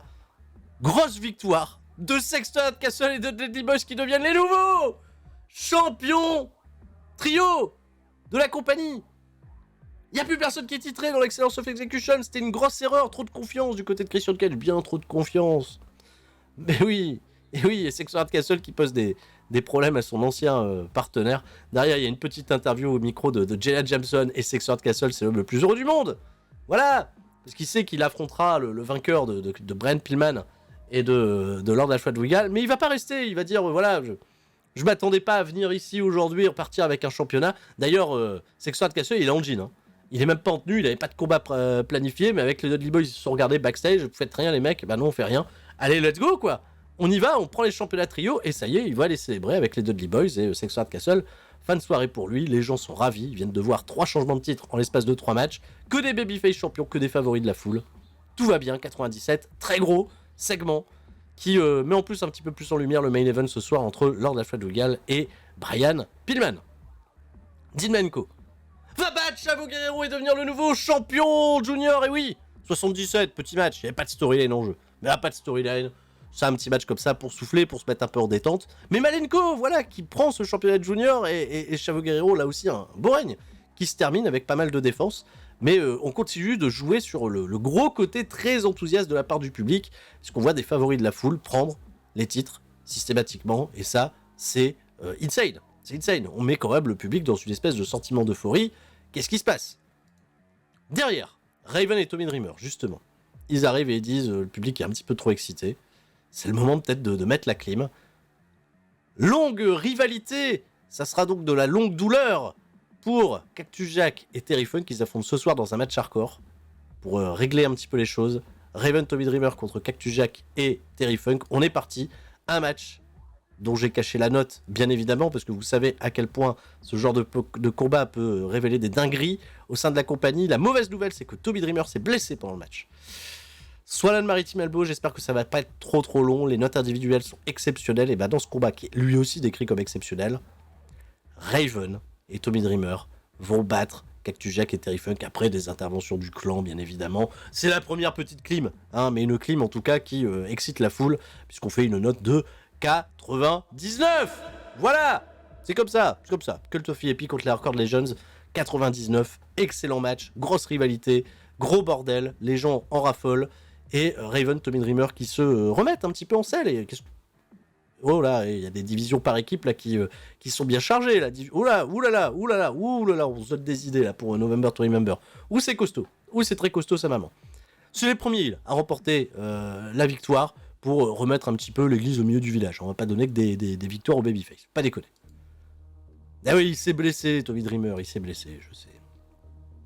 Ted DiBiase, il est avec Lord Lemmy Levesque et Lord Alfred Wigal. Ils disent voilà, il reste 2 matchs sur cette carte. Le championnat héritage, le championnat de la ECW. Ted DiBiase, il se dit confiant. Il dit voilà, Regal et Lévesque arrivent ce soir sans ceinture. Ils vont repartir chacun avec les 2 titres les plus prestigieux de la compagnie. Lévesque champion héritage, Regal champion du monde. C'est écrit, c'est l'histoire qui s'écrit, c'est une nouvelle ECW, c'est le pari de Ted DiBiase, et ce soir, l'histoire s'écrit, voilà, tout simplement, 86. Bon segment. Derrière, on est parti. Lord Lemmy Levesque contre Bab Bab Bigolo. Et bah, ça a duré que 5 minutes. Et oui, dans un match très très court, Bab Bab Bigolo va squasher Lord Lemmy Levesque, oh là là. Oh là là là là là là. C'était pour calmer un peu le public, c'était pour... ça me permettra d'écrire un peu mieux la suite, mais Bab Bab Bigolo va squasher Lord Lemmy Levesque. Ça fait une note de 76 et Lord Lemmy Levesque s'est pris une grosse rouste de la part de Bab Bab Bigolo qui prend le titre pour faire plaisir encore une fois à tout le monde. J'étais obligé de faire un petit Calm the Crown juste avant le main event, mais que voulez-vous, on était un petit peu obligé de passer par là et c'était évident que l'histoire allait s'écrire. Bab Bab Bigolo, nouveau champion héritage. Pas forcément la meilleure OP pour Ted DiBiase et sa bande. Voilà. Mais j'ai de la suite dans les idées par rapport à ça, vous inquiétez pas, il y a plein de gens qui vont me dire oui, on enterre triple L avec l'appel doré. Petit clin d'œil, là, évidemment. Derrière, Brian Pillman, au micro de Jenna Jameson. Brian Pillman, il va s'amuser. Il va dire que lui aussi, c'est l'homme le plus heureux de la Terre. Justement, il est content parce que lorsqu'il va conserver son titre contre Lord Alfred Wigal, puisque en réalité, il va pas perdre. Il va aller affronter Sexo Hard Castle et tout va se passer comme prévu. Ils vont avoir le meilleur match peut-être de tous les temps entre les 2 meilleurs athlètes actuellement de la ECW de tous les temps. Sexy Hardcastle d'un côté, Brian Pillman de l'autre. Et aujourd'hui, il a vu que des sourires sur les visages. Il se balade backstage, il va croiser les Hardy Boys et Kimona, qui célèbrent avec leur championnat par équipe. Il croise Kurt Angle, il fait une petite pause avec Kurt Angle en le félicitant pour son championnat télé. Il fait comment on peut ne pas être enthousiaste de venir bosser ici, de faire chier son patron, Paul Heyman, qui est au téléphone. On sait pas avec qui il est au téléphone, mais il a pas l'air très très jouasse à l'idée de voir Brian Pillman. Attention les amis, le main event, c'est parti. Brian Pillman, très confiant contre un Loud Alfred Regal, revanchard, qu'il n'a jamais battu d'ailleurs. Et on est parti. Les notes sont cachées évidemment parce que le suspense est de mise pour même la suite des événements de la ECW. Je vous rappelle, c'est le main event de November to Remember qui va s'écrire ce soir. Qui de Regal ou de Pillman va affronter Sexy Hardcastle? On est parti un match décrit comme exceptionnel. Des égrines performances incroyables. 91 pour Regal, 95 pour Pillman. On dit encore bien sûr que... Bon, Regal, même s'il est un peu office game, je vous rassure quand même, la note est... Ça va, ça va. Et ben dans ce combat, vous vous doutez bien que Ted DiBiase va tenter d'intervenir, va tenter de faire des choses. Et ben non, et ben non. Pillman va remporter la victoire dans un match qui me fait une note de 95. Et Pillman écrit l'histoire. 8ème défense du championnat de la ECW. Pillman contre Sexton Hardcastle, c'est dans les tuyaux. Pillman qui bien entendu après le match prend le micro, va célébrer. Mais dans ce segment qui me fait 100, où j'ai caché des choses, ben oui là aussi on cache des choses, bien sûr. Paul Heyman va arriver et va dire à Pillman que sa soirée n'est pas finie. Non, la soirée s'arrête pas là, il l'a trop cassé, il lui a trop cassé les pieds. Il se doutait bien évidemment qu'après tous les embûches qu'il allait semer sur son chemin, Pillman allait trouver des parades. Mais c'est pour ça en fait, il a voulu l'amener avec un terrain de confiance immense pour lui dresser face à lui une dernière épreuve. Et cette épreuve, elle s'appelle Stone Cold! Stone Cold! Stone Cold Steve Austin est de retour!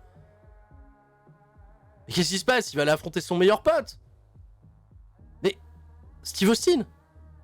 What? Qu'est-ce que c'est que cette poignée de main avec Paul Heyman? Mais qu'est-ce qui se passe?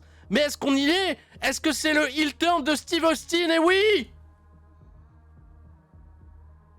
Heel turn de Steve Austin qui s'associe à Paul Heyman et qui affronte Brian Pillman. Et on est parti dans un match exceptionnel qui me fait une note de 96. Et oui, vous en doutez, Steve Austin va battre Brian Pillman. Va le battre tellement qu'il va lui ruiner les jambes. Et que l'arbitre n'aura pas d'autre choix que d'arrêter la rencontre. C'est une victoire clean pour Steve Austin de ce fait, parce que en même temps il a affronté un Pillman qui venait de se taper un gros match contre Regal, et qui, Regal bien entendu, technicien, il avait déjà bossé les jambes de Pillman. Steve Austin vient mettre fin au rêve. Steve Austin, frustré depuis tellement longtemps, frustré par les blessures, frustré par les embûches, au lieu désormais de s'opposer à l'autorité, s'est allié avec l'autorité. Et était le plan de secours pour Paul Heyman. Austin a catché blessé. Austin, il est toujours pas remis à 100%, les mecs me font un 96. Tu vois, ça c'est Austin. C'est Austin. Et je vous ai fait oublier Austin pendant tout l'épisode. Pour le faire revenir là en apothéose. Est-ce qu'on n'est pas bien? Est-ce qu'on n'est pas beau? Steve Austin est le nouveau champion de la ECW. Désormais, oui, vous le connaissez, le main event. Le November to Remember, c'est ce dream match. Steve Austin contre Sexy Hardcastle et Brian Pillman a les jambes en vrac et pourra pas se venger. Qu'est-ce qui se passe? Fin du show, on fait un immense 96. Très très bon 96. Un speech bien entendu pour féliciter déjà. Attends. Je sais qu'il y a des gens qui vont râler. Genre, je pense que Chris Benoit qui faisait la gueule, on va quand même lui dire ah non, mais t'as été incroyable. T'as été incroyable. Paul Heyman qui fait la gueule, on va quand même essayer de lui donner voilà, un petit peu de soutien. Et Christian Cage également qui a perdu le titre. Je sais, ça c'est les gens qui se vexent vite. On va se positionner avec eux tout de suite. Christian Cage, le bon exemple, pour peut-être pas déconner, mais bonne performance en tout cas, ça c'est sûr. Voilà, comme ça les gens sont heureux. Et probablement qu'on aura des meilleurs retours sur l'après-show. Oh, ça me tardait. Ça me tardait de faire ce temple d'Austin. Oh là là là là là là, qu'est-ce que ça me tardait. Ça... Ah oui, oula, oula. Et ça y est, Austin qui prend un titre depuis, ça faisait combien d'années qu'il n'avait pas touché le titre? Ah mais bon, voilà quoi, c'est Austin dans les conditions de bah, personne n'intervient, personne fait ces trucs-là, et Austin sans cœur, sans pitié, Stone Cold, la pierre froide. Voilà. Benoît Morals Issues, hein, toujours. Alors Al Snow Morals Issues, Tommy Dreamer Morals Issues, alors les gens qui perdent, Bret Hart Minor Morals Issues, attention Bret Hart, Manami Toyota évidemment. Paul Heyman il a toujours Morals Issues. Pas bon, pas bon. Ah oui, ça c'est mauvaise nouvelle. Bon là on a plein d'opinions. Alors là il y a des gens qui donnent leur avis, Juventud Guerra va être une star selon Jeff Hardy, Jeff Hardy donne son opinion maintenant. Celle Gilbert dit de l'argent dans ses promos, nous dit Chris Jericho. Steve Austin nous dit que Billy Kidman ne collecte pas avec les fans. Le pauvre. Super Crazy ne collecte pas avec les fans non plus, hein, selon Christian Cage. Attention. Et Chavo Guerrero parle bien, selon Sexo Hard Castle. On a fait un TV rating de 10.15. Le buy rate est de 0.97. On n'a toujours pas battu notre record de buy rate, mais c'est un très très bon pay-per-view pour le coup. Tommy Dreamer s'est blessé. Après un mouvement raté de Terry Funk. Ah merde. Ouf, on va peut-être faire la gueule. Ah, ils vont peut-être faire la gueule. Psychosis s'est blessé également. Yeah. Thomas Kionma a reçu une proposition pour aller bosser chez IWAJ parce qu'il n'est pas sous contrat chez nous. Fait ce qu'il veut. Joël Guerra et Psychosis ont terminé leur période d'emprunt du côté de la WWF. Peu importe. On a fait 3 millions de dollars de profit. Voilà. Petit point du côté des size. Regardez ça. Regardez ça. 67 Southwest. On était à 66. 67. C'est bon, hein. Si on reprend après le niveau national, on bougera pas les mecs. Et on rentre dans ce mois de November to Remember qui va être sensationnel. Bien entendu, et je pense... Attends, est-ce que j'ai bien mis le titre héritage? Oui, c'est bon. Titre héritage, nouveau champion héritage, Bam Bam Bigelow. Il y aura des choses à écrire avec Bam Bam Bigelow, vous verrez. Champion junior désormais, Dean Malenko. Les champions trios sous Sexto Hard Castle et Dudley Boys. L'équipe, elle est cheatée. De ouf. Le championnat télé, Kurt Angle, 90, belle note pour le championnat télé. Le championnat du monde, Steve Austin. C'est le début du règne. Steve Austin qui n'avait pas eu le titre depuis novembre 97. Novembre 97. Austin, qui n'a jamais d'ailleurs réussi, c'est son 3e championnat qu'il remporte et il l'a jamais défendu plus d'une fois. Parce qu'à chaque fois, il perd à sa première défense, il perd toujours son titre vite. Donc là, Austin, attention, tout bouge dès à présent. Steve Austin qui bat Pillman, qui avait défendu son titre 8 fois, ça a été un des meilleurs records. Hein. On a eu les 15 fois, bien entendu, que Terry Funk, ça c'était impressionnant. Mais là, j'ai remis un petit peu de prestige et de lumière sur ce championnat avec ce gros mois, les 12 travaux de Brian Pillman et le rêve qui s'arrête. Jeff et Matt Hardy, évidemment, là aussi, on a des belles notes. Hein. Jeff et Matt Hardy qui reprennent ces titres perdus en juin contre Benoit et Jericho. C'est quand même une belle histoire, bien racontée. C'est bien. J'aime bien. Le momentum est bon. On est toujours 3e, mais ça, c'est normal, parce qu'on doit regagner de l'argent. Creative Meeting, avant de partir, Sexto Hard Castle, la top star devant Steve Austin, Pillman, Cage et Benoit. Ça va être le bordel. Avec Excellence of Execution, vous vous doutez, il va y avoir du gros bordel. Next Big Thing, toujours Jericho, Manami Toyota. Pour combien de temps encore, hein, si je la conserve. Mysterio, Jeff Hardy, Stevie Richards. Les hot prospects, Manami Toyota, Mysterio, Danny Inferno, Abyss et Juventud Guerrera. Talk the Talk, les meilleurs talkers. Austin. Alors là, Austin, on va devoir attendre des explications. Justement, ça va être très attendu. Sexto Hard Castle, Brian Pillman, Chris Jericho et Paul Heyman. Ensuite, Showstoppers. Sexto Hard Castle, Chris Jericho, Rob Van Dam, Rey Mysterio, Brian Pillman. Les généraux du ring. Benoît, Jericho, Hard Castle, Kawada et Manami Toyota qui est là. Qui a du momentum a pu savoir qu'en foutre. Kurt Angle. Steve Austin. Il revient, il gagne un match. Steve Austin, momentum. Matt Hardy. Pitbull Wolf. Ah ouais. Et Dean Malenko. Gros momentum. Malenko, momentum, ok. Qui n'a pas de momentum? La Parka. D'Lo Brown, Stevie Richards, Norman Smiley. Je sais même pas si je l'ai utilisé ce fois-ci, Norman Smiley. Et Brian Lee. Bon, Bret Hart, il est vieux. Idol James, bon là on peut recruter personne à chaque fois, voilà. Ah, Bryan Danielson est désormais dans le jeu. Je vais pas pouvoir le recruter, bah oui, parce qu'ils vont me dire, bah non, Sturi, Bryan Danielson, tu peux pas le prendre, tu comprends, ça marche pas, il a 18 ans, il arrive en tant que rookie dans le jeu, et oui, en basique, basique psychologie, attends.